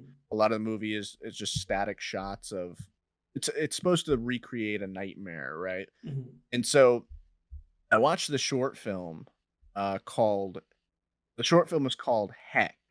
Okay. Now this movie, I want you to type this in, Edward, and go look at Google Images and look at the poster that comes up. Mm-hmm. Type in Heck short film. I did, yeah. So they want me to go to images? Yeah, it should be like the second image. It's like this blue thing. Look closer. Look closer at it. Oh, it's like something looking at me, isn't it? Yeah. Huh. Dude, this short film scared the fuck out of me. Really? Dude, oh my god, dude. I'm I tell you right now, I'm on YouTube. When I tell you that I had trouble that night taking my dog out to piss. Yeah. Because I was fucking terrified from this short film. Yeah. The short film. I started playing a little bit. So a little bit of the audio is gonna be on this podcast from that movie. Oh my god, dude. It's so fucking scary because it makes you and I think it's what the feature film did as well. It makes you feel like it gives you that feeling. And I know this feeling very well of when you're a little kid waking up in the middle of the night and you're scared of what's in the shadows. Oh, dude, I know too. I was one of those kids. I think everybody was, but I remember those things clearly, you know. Oh, yeah. I mean, dude, I remember as a kid sometimes and it depended. Sometimes when you're a kid, you might be in a time in your life when you're not really that anxious, and I've had times where I'd wake up in the middle of the night and I was fine, you know? Mhm. There were other times, dude, maybe a more anxious just point in time where I would wake up in the middle of the night and I would lay there for probably 30, 45 minutes just like, "Oh, shit," like, picturing things coming out of the closet, coming up Mhm. the Mhm. stairs, coming out from under my bed, Yeah. and this short film, and I'm guessing the movie as well, makes you feel that way. Yeah. It captures that feeling. Yeah. Um, the short film, We gotta watch it. At this point, it's like both of us have to watch this thing. oh my god, dude, the feature? Mhm. Yeah. The short film, I don't know, are you gonna go and watch the short film at any point? Because I I don't wanna am, spoil it yes. if I you am. are. Yeah, no, I'm gonna watch it. Absolutely. If you say this is so horrifying and people in the comments are like, this is terrifying, then I'm like, I have to watch this. Oh god, dude. It just gives you this feeling of just absolute terror. Mhm. Um, and that's yeah, I think I've made that abundantly clear. Yeah, no, I'll check So, it out. I'll check it out. yeah. Now I will I'll check say, it.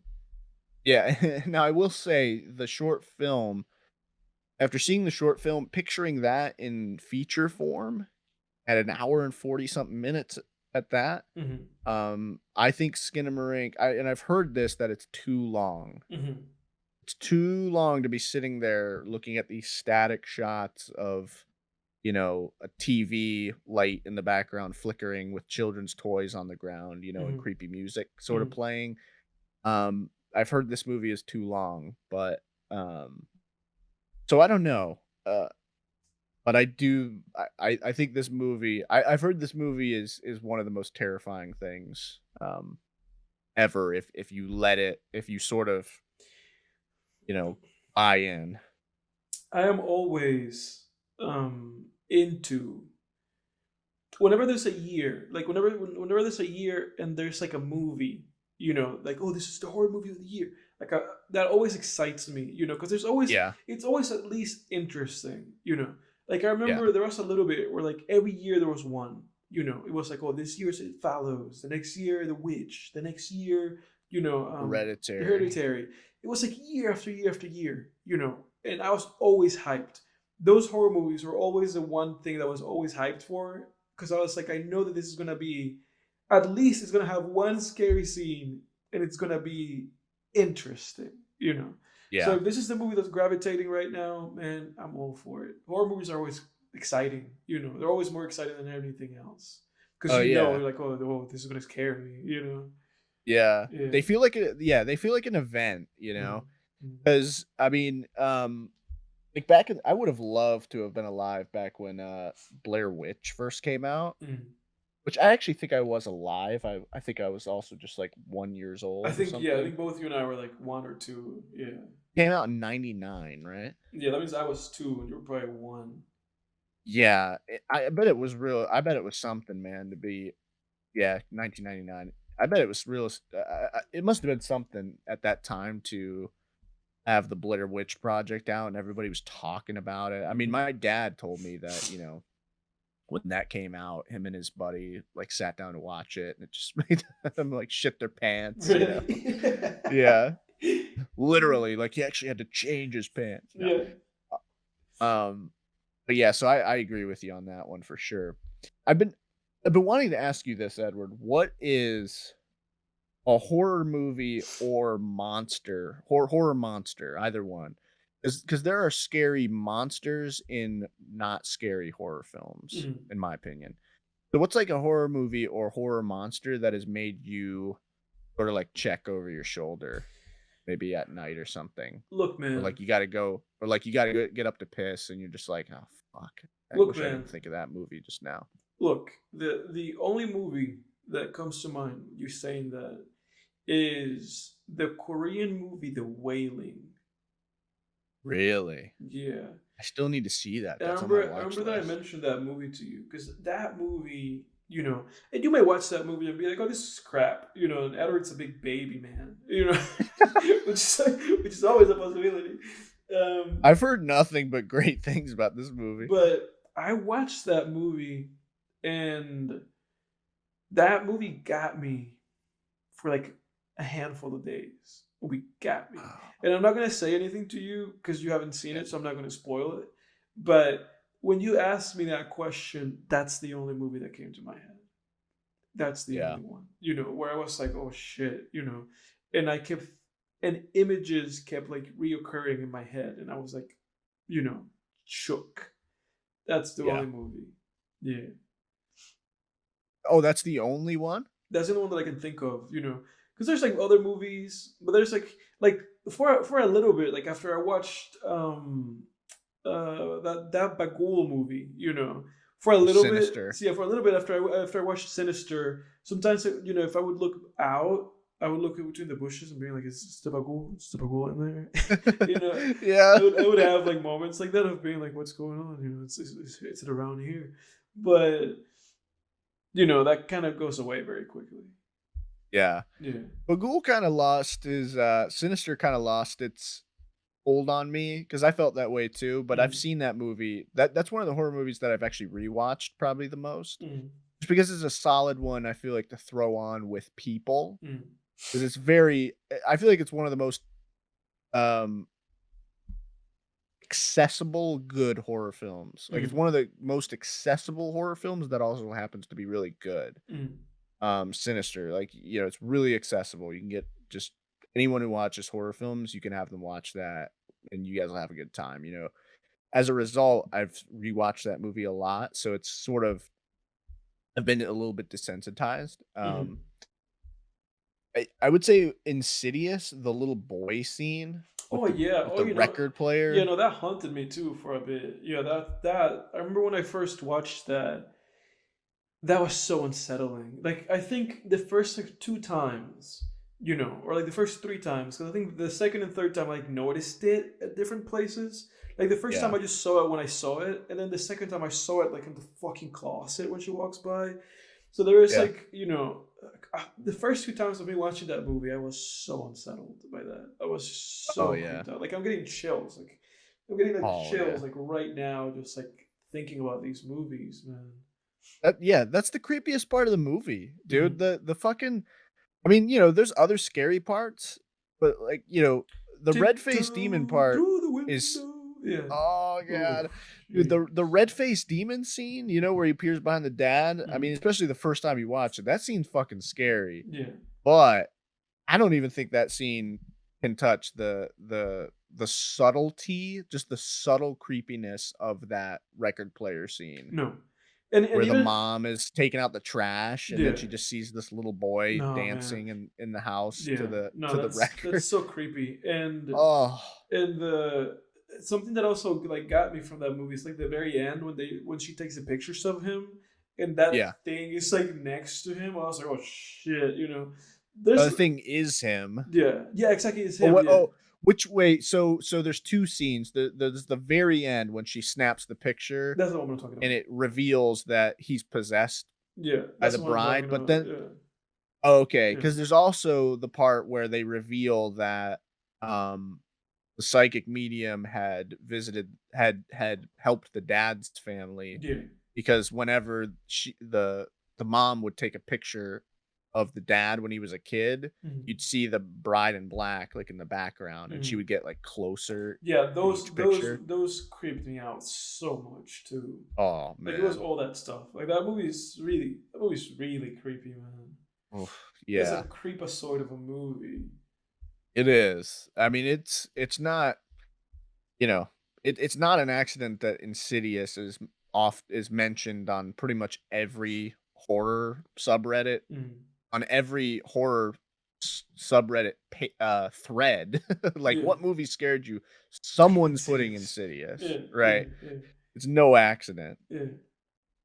So for me, that's like a scene that if I think about, I'm like, like, God damn it, why Yeah. did I think about that? Yeah, why did that come back to my head? Yeah, and because that's the thing, I feel like as an adult, especially, at least for me, Dalton. I'll have moments where obviously, like, I'm a grown adult, I can just go take out the trash, and if I just got done watching South Park or something, I'm just like, "Whatever." Mhm. But if it's, like, it's just your mood, like, if it's in your head, Mhm. and then your brain starts looping it, then Mhm. all of a sudden, it just adds that context. And that was the So kid's name, right? It was Dalton? Dalton, yeah, Yeah, Dalton. little boy. Yeah. Yeah, and the little boy that was dancing in the house was just, like, one of the ghosts, I think. Yeah. Oof. Um, Now that's a scene that really fucking gets me. There's a horror monster Yeah, that the but that movie go Mhm. ahead. No, but that's why I mentioned like the wailing because you said like monster, you know. Because then there's like a Yeah, bunch of scenes from movies that haunt me. yeah. For me, the movie Monster, where I'm just like, this is the monster I would least want coming after me, that I'd be most afraid to just see in my closet or under my bed or something, Mhm. is the Grudge girl. Yeah, I Grudge thought about the that. Grudge girl Yeah. scares the fuck out of me, dude. And there's people out there that, I don't think The Grudge is a great movie. I've only seen the American version. I haven't seen the Japanese one. Mhm. I do want to see the Japanese versions. There's actually 2 Japanese versions. There's a Japanese original, and then there's actually a Japanese remake of the Mhm. originals, Mhm. and then there's an American remake. It's kinda confusing, but, Yeah. um, the Grudge, I think The Grudge, the American movie is, like, okay. It's Mhm. not that great. Mhm. The Grudge girl, dude, Yeah, it's creepy, especially with that broken so jaw that she has and that like tongue that just comes out. Yeah. yeah, just Yeah. Yeah. oh, Oof. No, dude. that's extremely creepy. Like whoever came up with that, those Japanese filmmakers they're troubled because that Oh, stuff's yeah. that's messed up, man. Yeah. That's Like, when messed up. the 2 scenes that really get me, the one where she's in her bed, Mhm. that she lifts up the covers and the Grudge girl's just like, Yeah. like, Oh, yeah. Yeah. fuck." That Yeah. scene, and then the one where the girl she's, like, in the attic or something, Yeah, and she's she in has the a attic. flashlight, Yeah, and she's then she in just there. turns to the left, and the Grudge girl's just like, Yeah. like that. I'm like, "Oh, Yeah. fuck." Yeah. That's a movie monster. That's the movie where the movie didn't scare me, But but the the movie monster did. Monster Yeah. scared the fuck out of me. Yeah, no, I'm with you on that one. I'm with you Um, 100%. Gee, man. Can't keep thinking about yeah. these things. Blah, blah. It's So it's funny anyway, because I remember that you and I, and this is probably something that everybody should do, or if you don't, if you watch a horror movie, then watch like the goofiest thing you can think of after the fact. And you always need yeah. like a palate cleanser. Like you need something to just help you, like to just Oh yeah. ease you out of that fucking like gunk that you're in now. Yeah. I do it every time, dude. You and I used to do it where we'd throw on Family Guy Yeah, or or Curb curb, yeah, after. something. Yeah. You gotta watch something. Yeah, you have to cleanse your palate, dude. Otherwise you'll feel, if the horror movie sucked, I'll be fine. I'll Mhm. still throw on something just to Yeah, for the hell of it, just to yeah. palate cleanse, but I'll be like, I mean, I watched that Smile movie, Mhm. and I was like, in the middle of it, I was like, "Ah, I gotta take the dog out, he's gotta piss," Yeah. I was like, I'm not scared, like, But fuck. This I movie's not that I scary. think that if there's But, something that has gotten to me like over the years are like cult movies. Like movies about cults, Like Hereditary basically. Like yeah, just the idea of there being like a bunch of people like plotting against you is like a really creepy thing. yeah, Like when you watch Hereditary and at the end of the movie you see this like hundreds of people, you know. Like yeah, when they show the house from outside and then you see all these like people out there. Like when yeah, stuff like that like really kind of like creeps me out because it just messes with you, like mentally, like that idea, of it being like, oh, there's like a village of people that were all just in on it, on this yeah, like downfall of you and your family, stuff like that's fucking creepy, man. yeah. Yeah. Oh, yeah, definitely. Yeah, once the plot that's one of the Hereditary is such a great horror movie because what I find I've seen a lot of horror movies, you've seen a lot of horror movies. What I've found the biggest issue with horror movies, even the good ones, even some of the good ones, is once you find out what's going on, it's like way less scary. Mm. Hereditary is the opposite. Once you find out what's going on, it's fucking more Yeah, scary.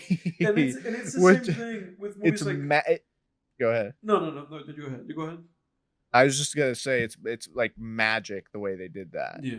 Go ahead. Yeah, I know. I was gonna say that it's the same thing with movies that preceded that. Like Rosemary's Baby, where I feel the exact same way with that movie.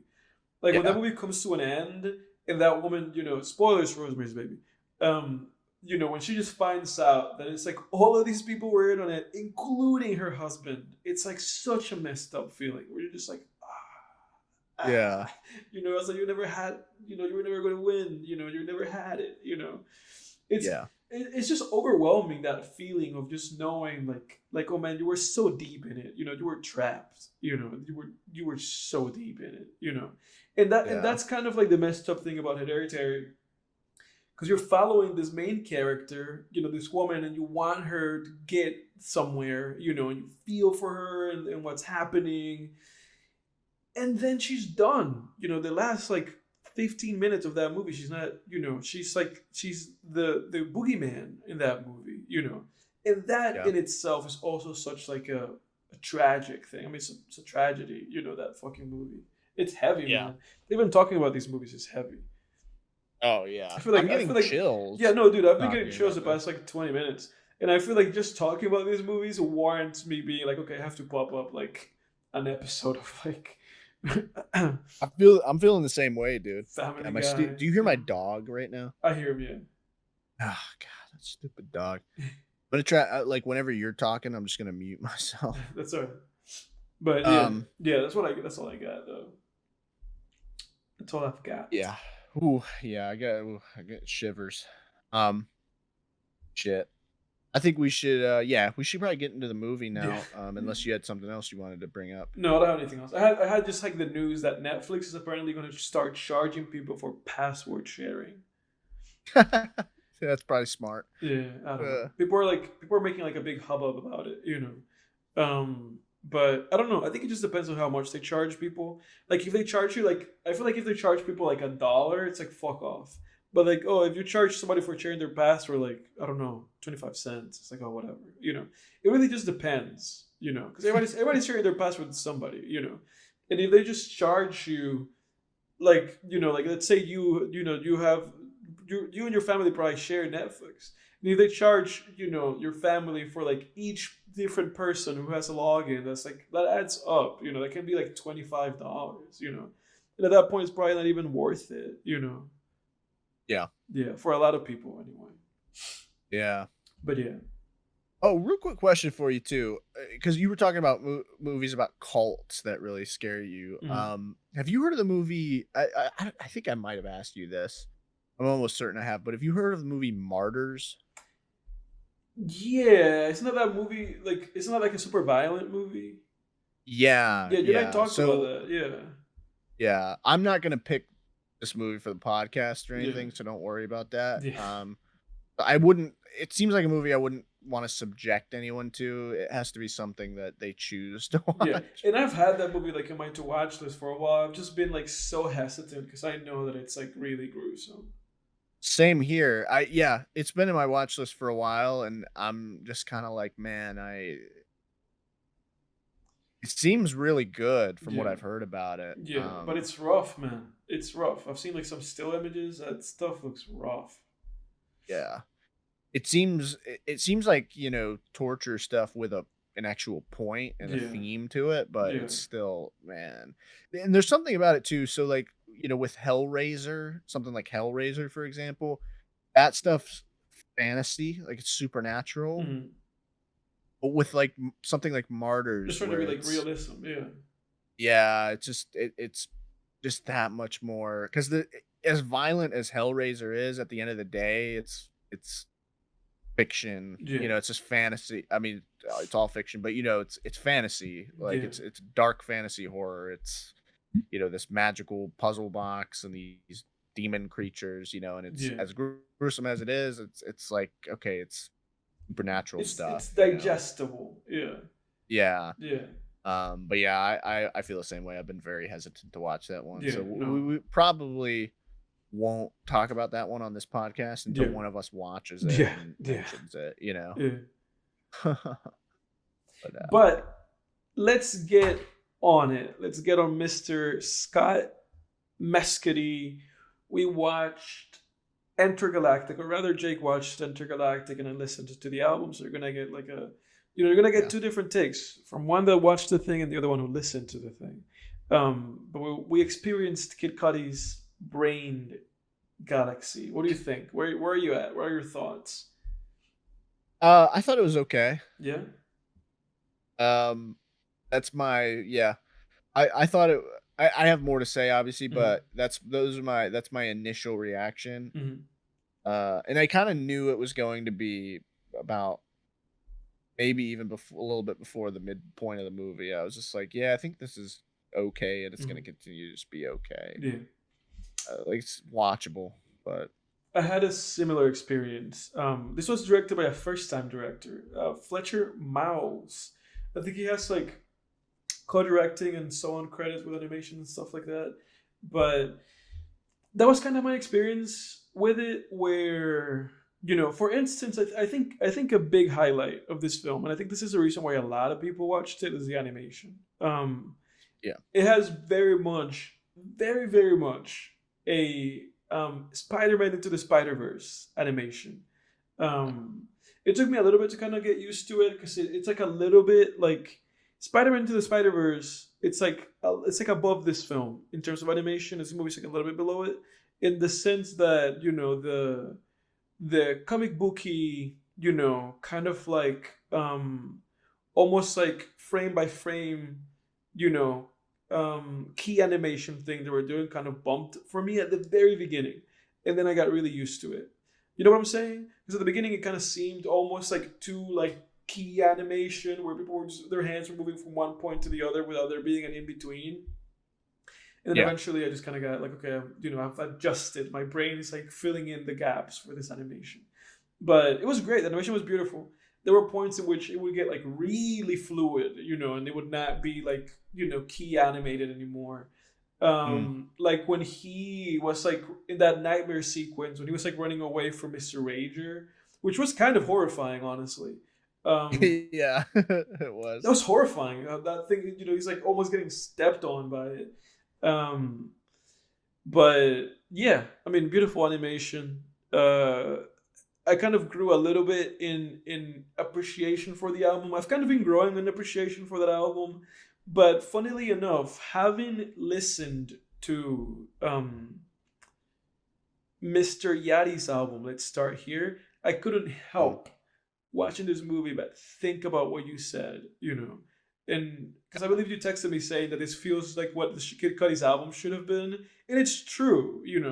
Regarding Lil Yachty's album, yeah. Yeah, it feels like this Lil Yachty's album being like a psych rock album really feels more intergalactic than Kid Cudi's Intergalactic album.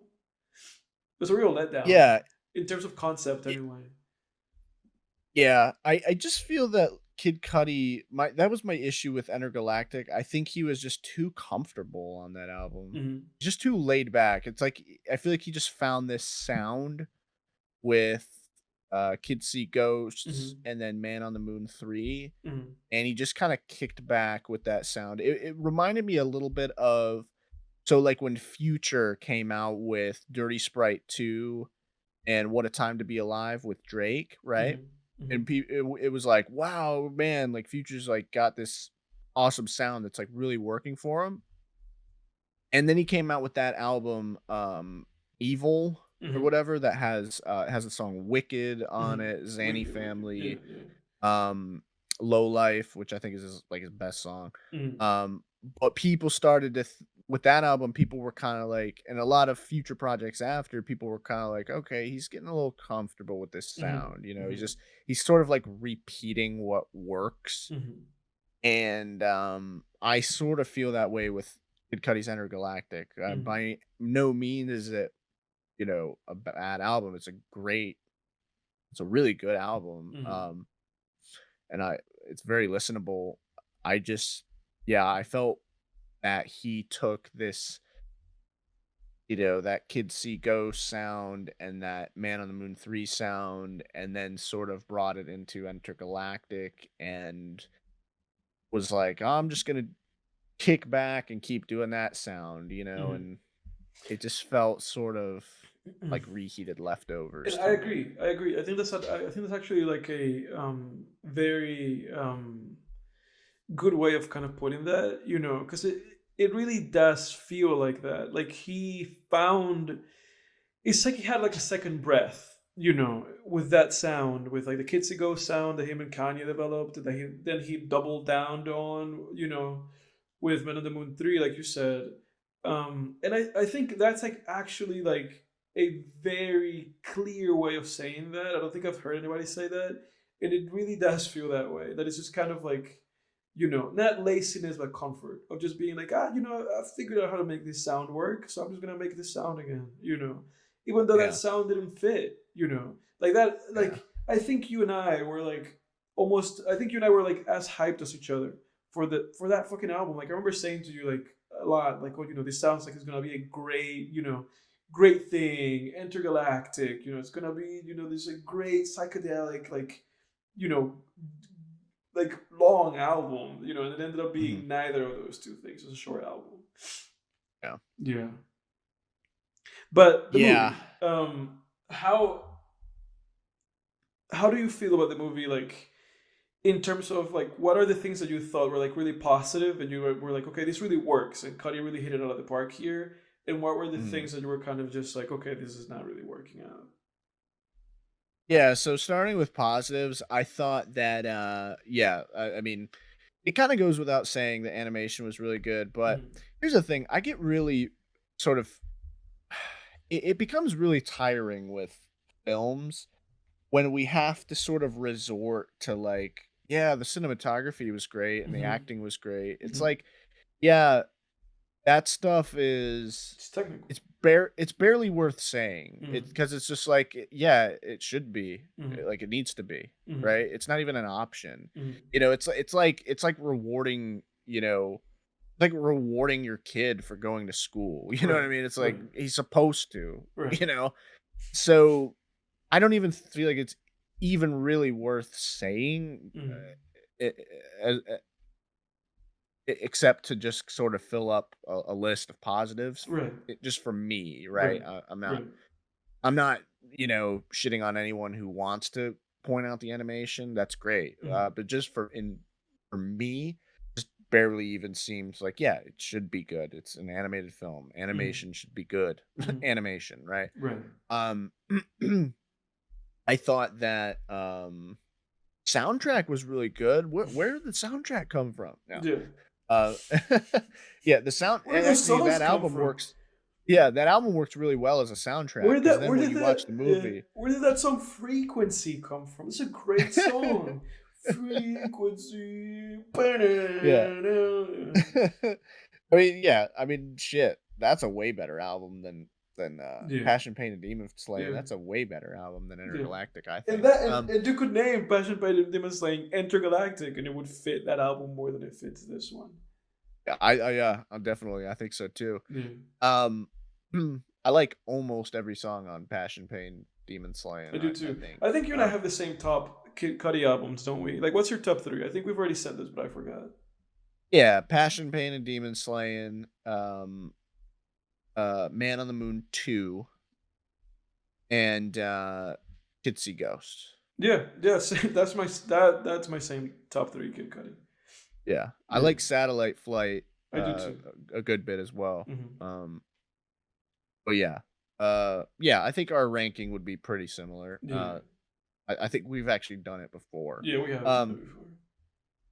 so uh, in terms of the movie, other positives, I want to say there were points right where there were small moments in this film that I really enjoyed. Um, so like when he shows up to that party, right, and the guy like grabs his wrist and is like, "Hey, I'm talking to you." I Hmm. actually got mad at I that got point. mad I at was that like, point too. I was like, "What's like? punch What him the in the fuck are you?" Yeah, it's like, dude, this guy needs some sleep. Yeah, I was like, Yeah. dude, fucking punch that guy, man. Yeah. So if a movie can make me feel something, that's always A that's positive. good. Yeah. Yeah. Yeah. But and there were other moments like, where so like she wakes up, right, and sees the photo on his phone and I sort of had the reaction that Cuddy probably wants the audience to have at that point, which is just this sort of, oh fuck, Mm. no. Mm. Um, Made me think of someone we know when that happened. Yeah. Yeah. Yeah. Someone we knew. Yeah. But oh man, front row seat to that. Yeah. Yeah. Anyway, uh and I just thought it had a nice I thought especially the first half too, I thought was intriguing. It got Mm. me sort of engaged. I was interested in what was going on Mm. with this character. Mm.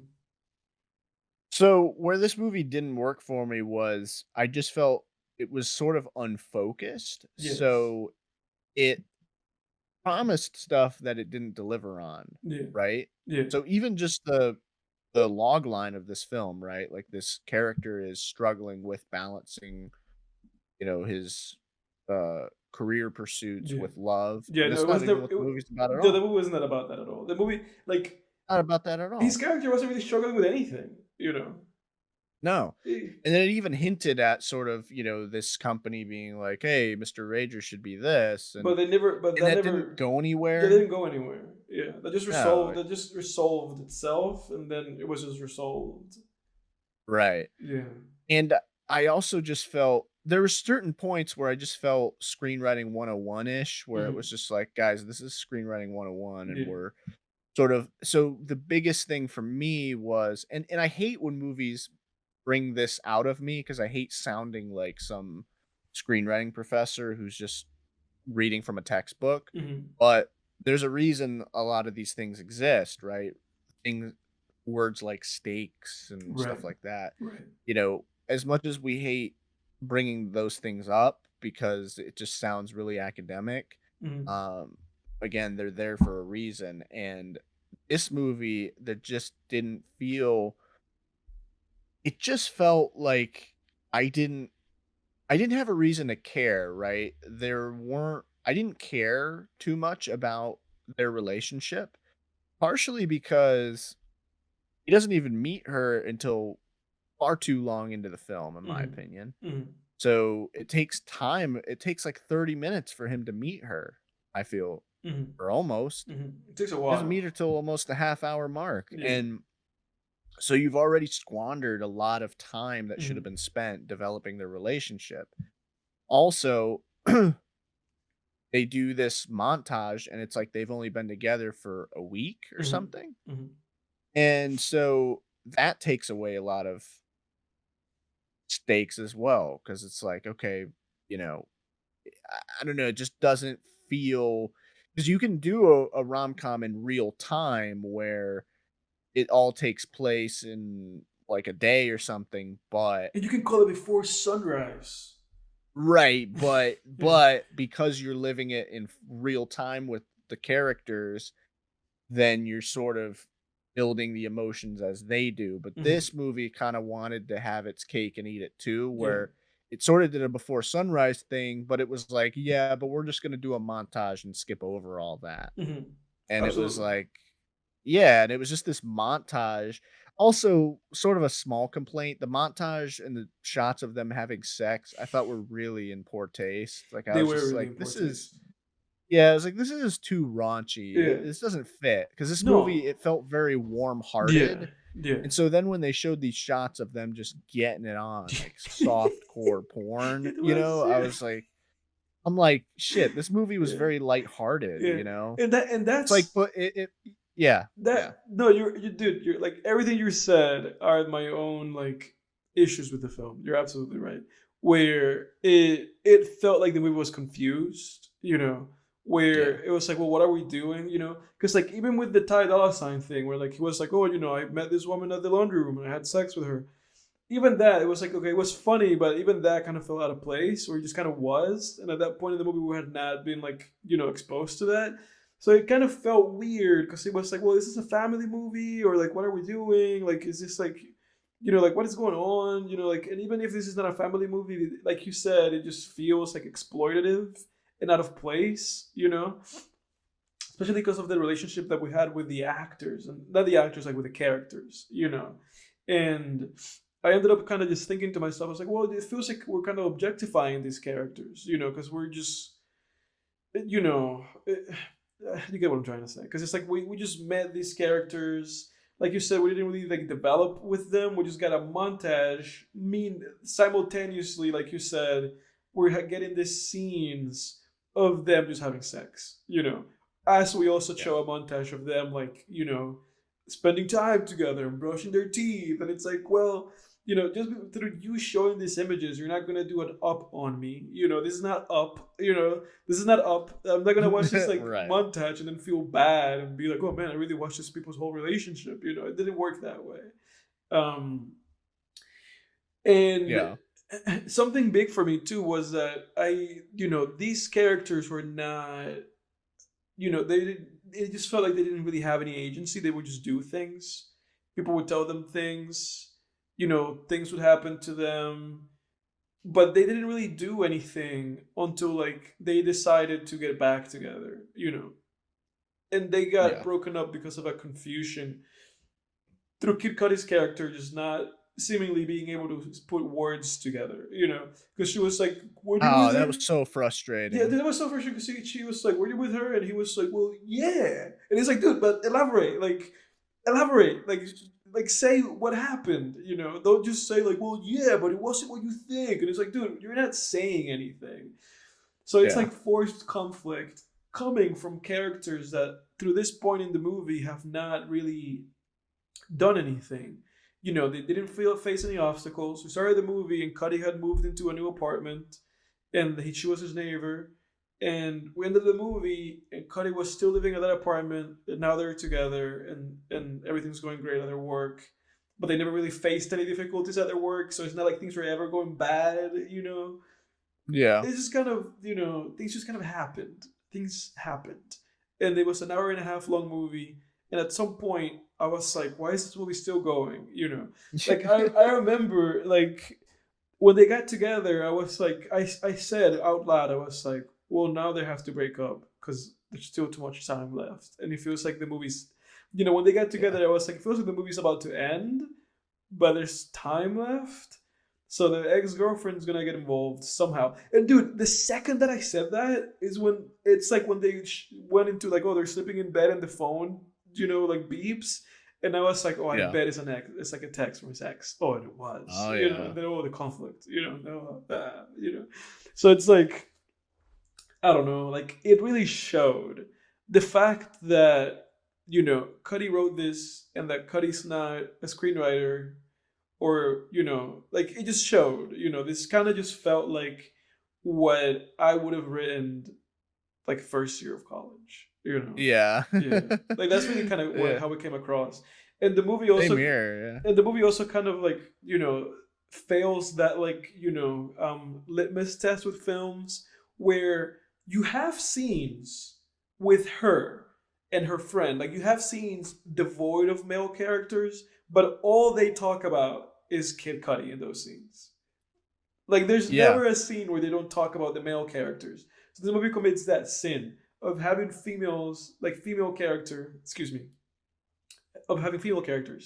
just speaking about the male character or the male protagonist, and talking about how much they love or want the male protagonist.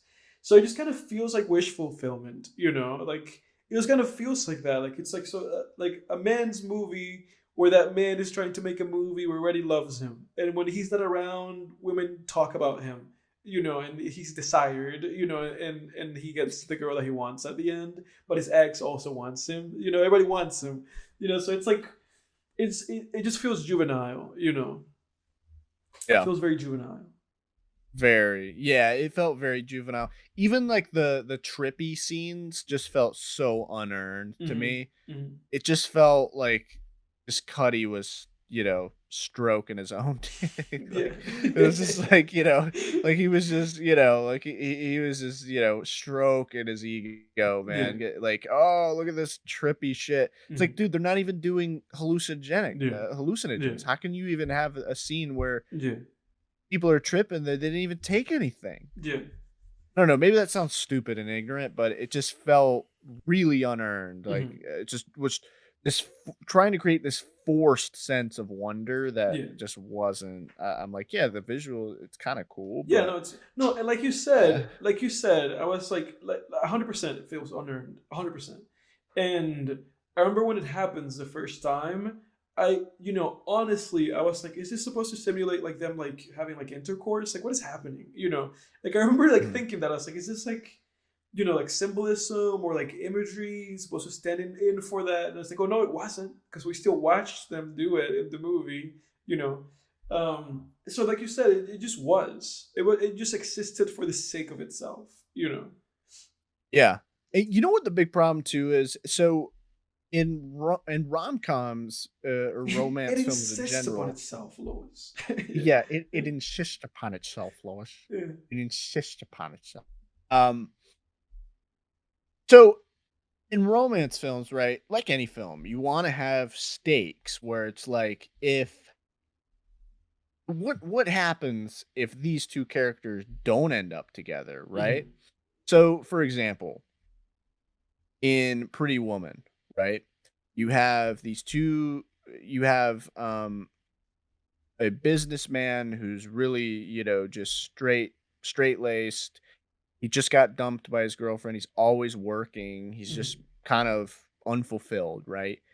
And then you have a prostitute in Julia Roberts, right? Mhm. So and they start to grow as people when they end up together, right, during this film.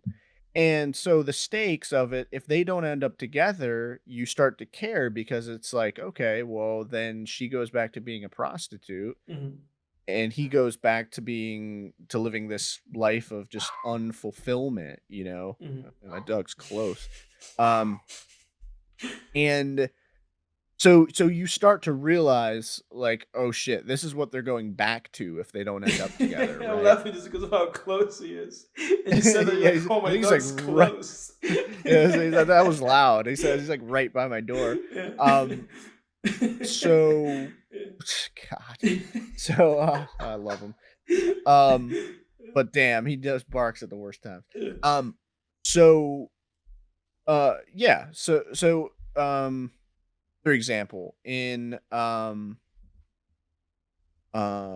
what's the other one that I watched recently? About Fate, right? Mhm. And they do this in a lot of movies. They do the same thing in Serendipity, right? Where the two characters they're with the two characters you want to be together. They're each with someone else who is just not for them for whatever reason, right? Mhm. They could be a jerk or they could just be not for them, right? Mhm. And that creates stakes because you're like, well, I want these two characters to be together because look who they'd be crawling back to, right? Mhm. This movie didn't have that. No. The only stakes of if they don't end up together was You're gonna have to have the awkward same as the stakes elevator for me. meetings. Yeah. Yeah, what's it's the same stakes that I have when I go on a fucking Tinder date and it Mhm. doesn't work out. It's like who cares? Right. Yeah, exactly. So I Yeah. felt that way with this, where I'm like, well, you don't end up together. Who fucking cares? Right. Right. It's not for you. There's a Right. character that even says that to her. Mhm. He's like, maybe he's for you, maybe Maybe he's he's not. not. Yeah. I don't know, I don't but and I'm know. like, Yeah. yeah, you Yeah. just summed up why I don't give a shit about the plot of this Yeah. movie. Yeah. Yes. So I think that hits the nail in the head. I really don't think there's any more to thanks. say. Like that's Thanks, really it. man. The writing wasn't there, the characters were in there, the visuals were there, and the music was there, and that's it. That's all that was there. That's all that was there. And ultimately, it kind of feels like Kid Cudi's character was like the bad guy, because they kind of wanted to make his ex, feel like she was like a villainous character, but she wasn't.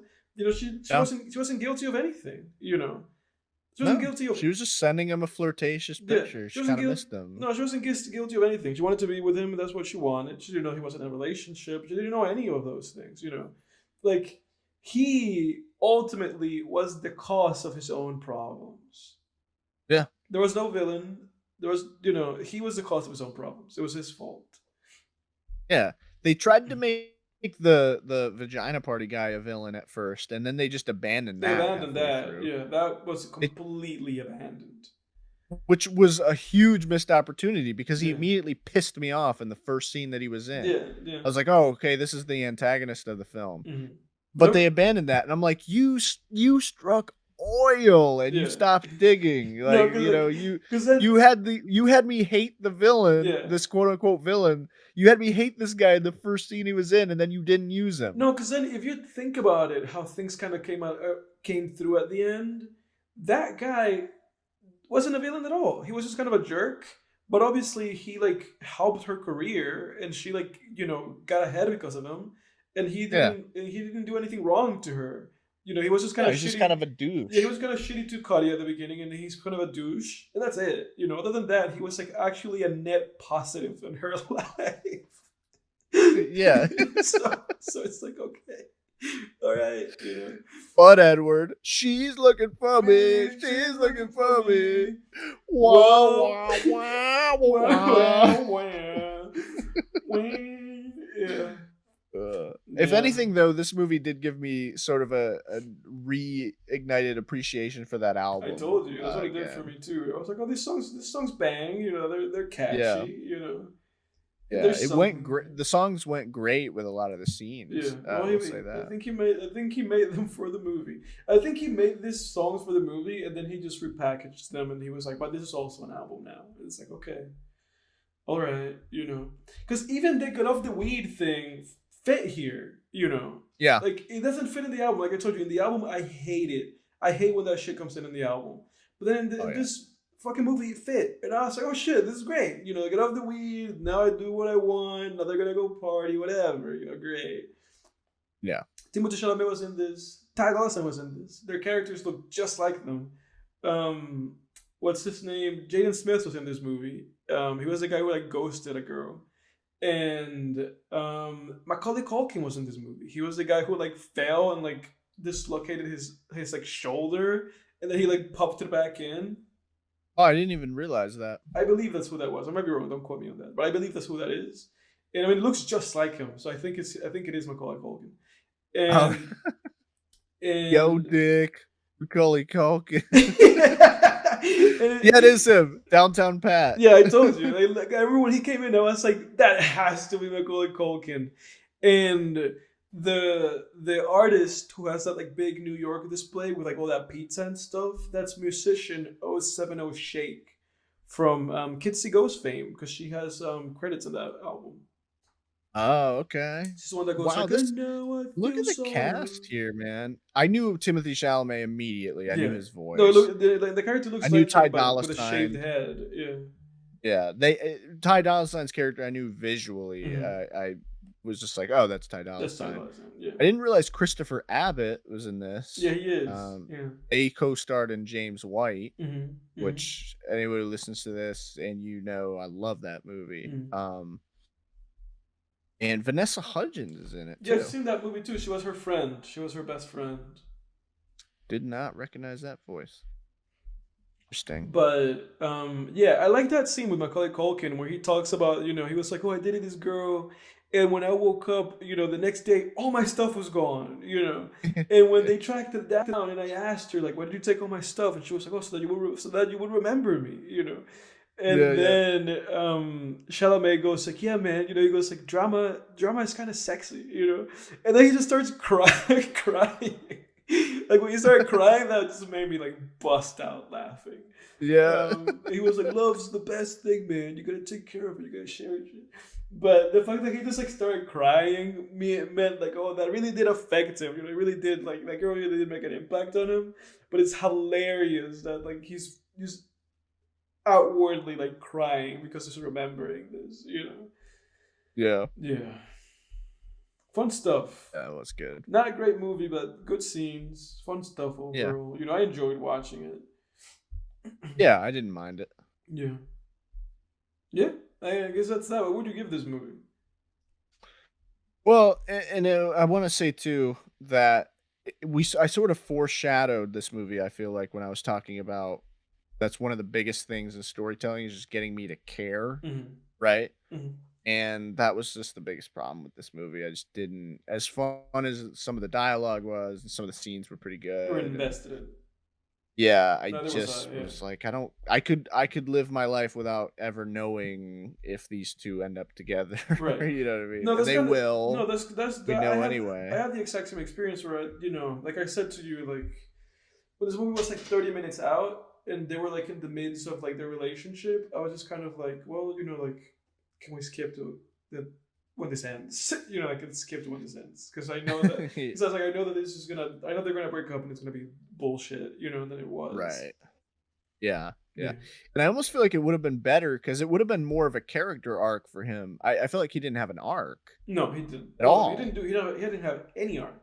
Nothing. And he wasn't I feel like there would have been an arc if he was if he had actually not gone to her because the worst thing you could build your story around are misunderstandings and coincidences. I Mm-hmm. feel like you just or well, that's kind Coincidence. of a bold Yeah, statement it's a because bold statement, but then again, Blood Simple is a fucking fantastic movie, and yeah, that whole movie is based around misunderstandings. but So I think let me be clear. yeah, I think Yeah, the key here is I think the key statement here is that it has to feel um like that was the point. Like it has to feel purposeful.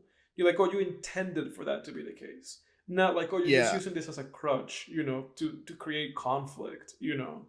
right. And Yeah. still, and have coincidences or misunderstandings come about because of characters' choices, Hmm. right? So, for example, Better Call Saul, big. I'm not gonna say it, but the Hmm. big scene in season 6, episode like 7, I think, with the Hmm. candle. Hmm. Hmm. Um, it's a coincidence, but it happened because of choices characters made. Right. You know what I mean? Yeah. Whereas in this movie, the choice that he made to go to her house because of a rat or whatever was like, it doesn't say anything Hmm. about it's just a tiny little choice. It's not actually like a big decision that Hmm. took thought. Hmm. And if he had actually gone over there, not even cheated on her, but if he had gone over there maybe with the first having the intention of doing it Hmm. and then bowing out and then the same kind of shit happened, Hmm. that at least would have been like, okay, so he's suffering for a decision he made to he didn't end up going through with it, but he still initially made a decision to go to her house to Right. rekindle things or something, right? Right.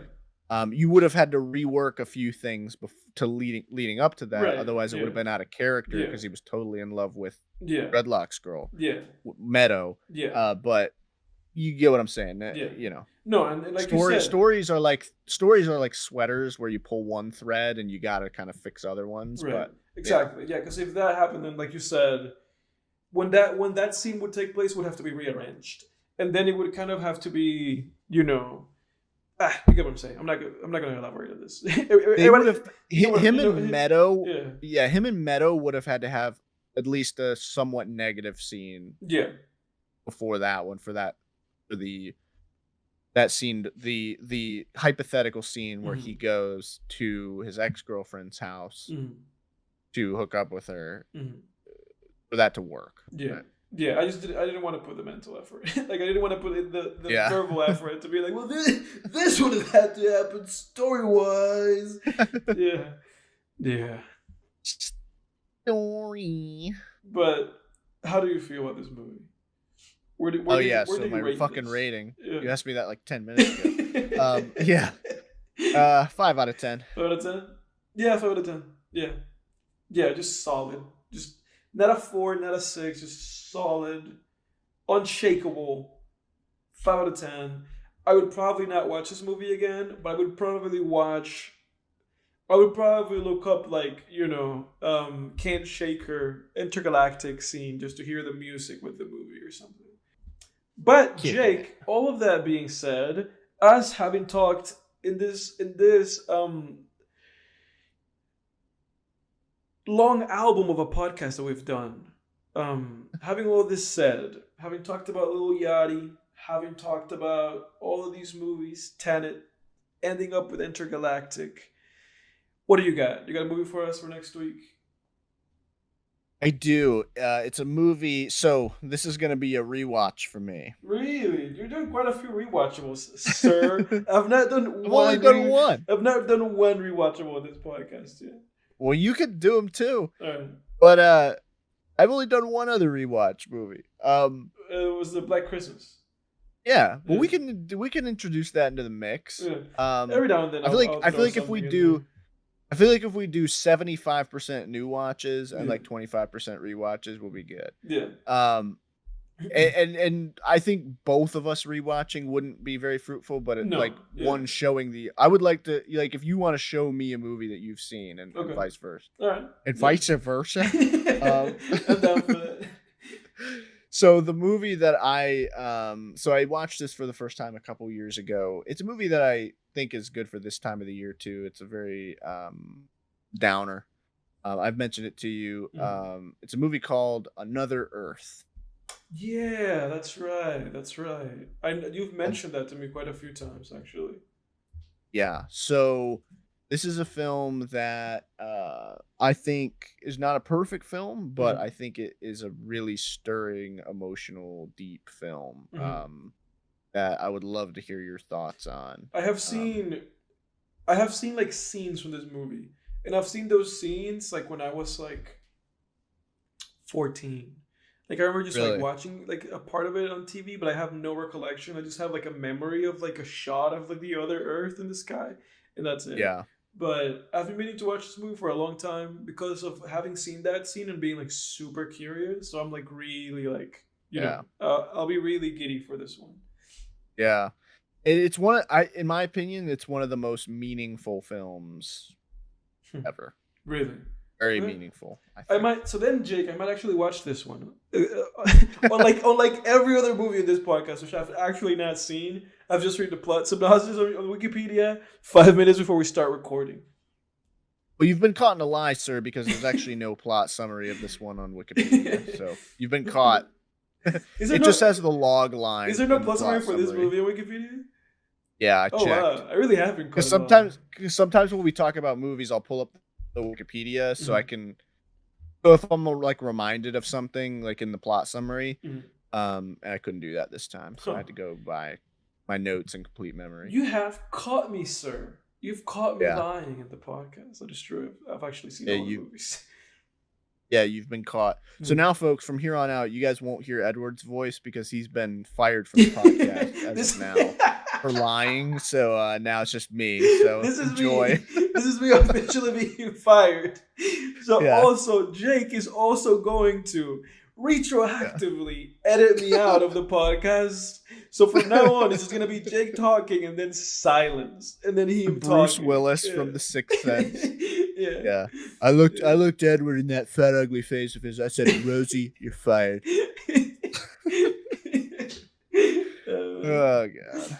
All right, we did it. That's all. Everybody. Go away now. All right, everybody, we're out. We're done. We out. We're out.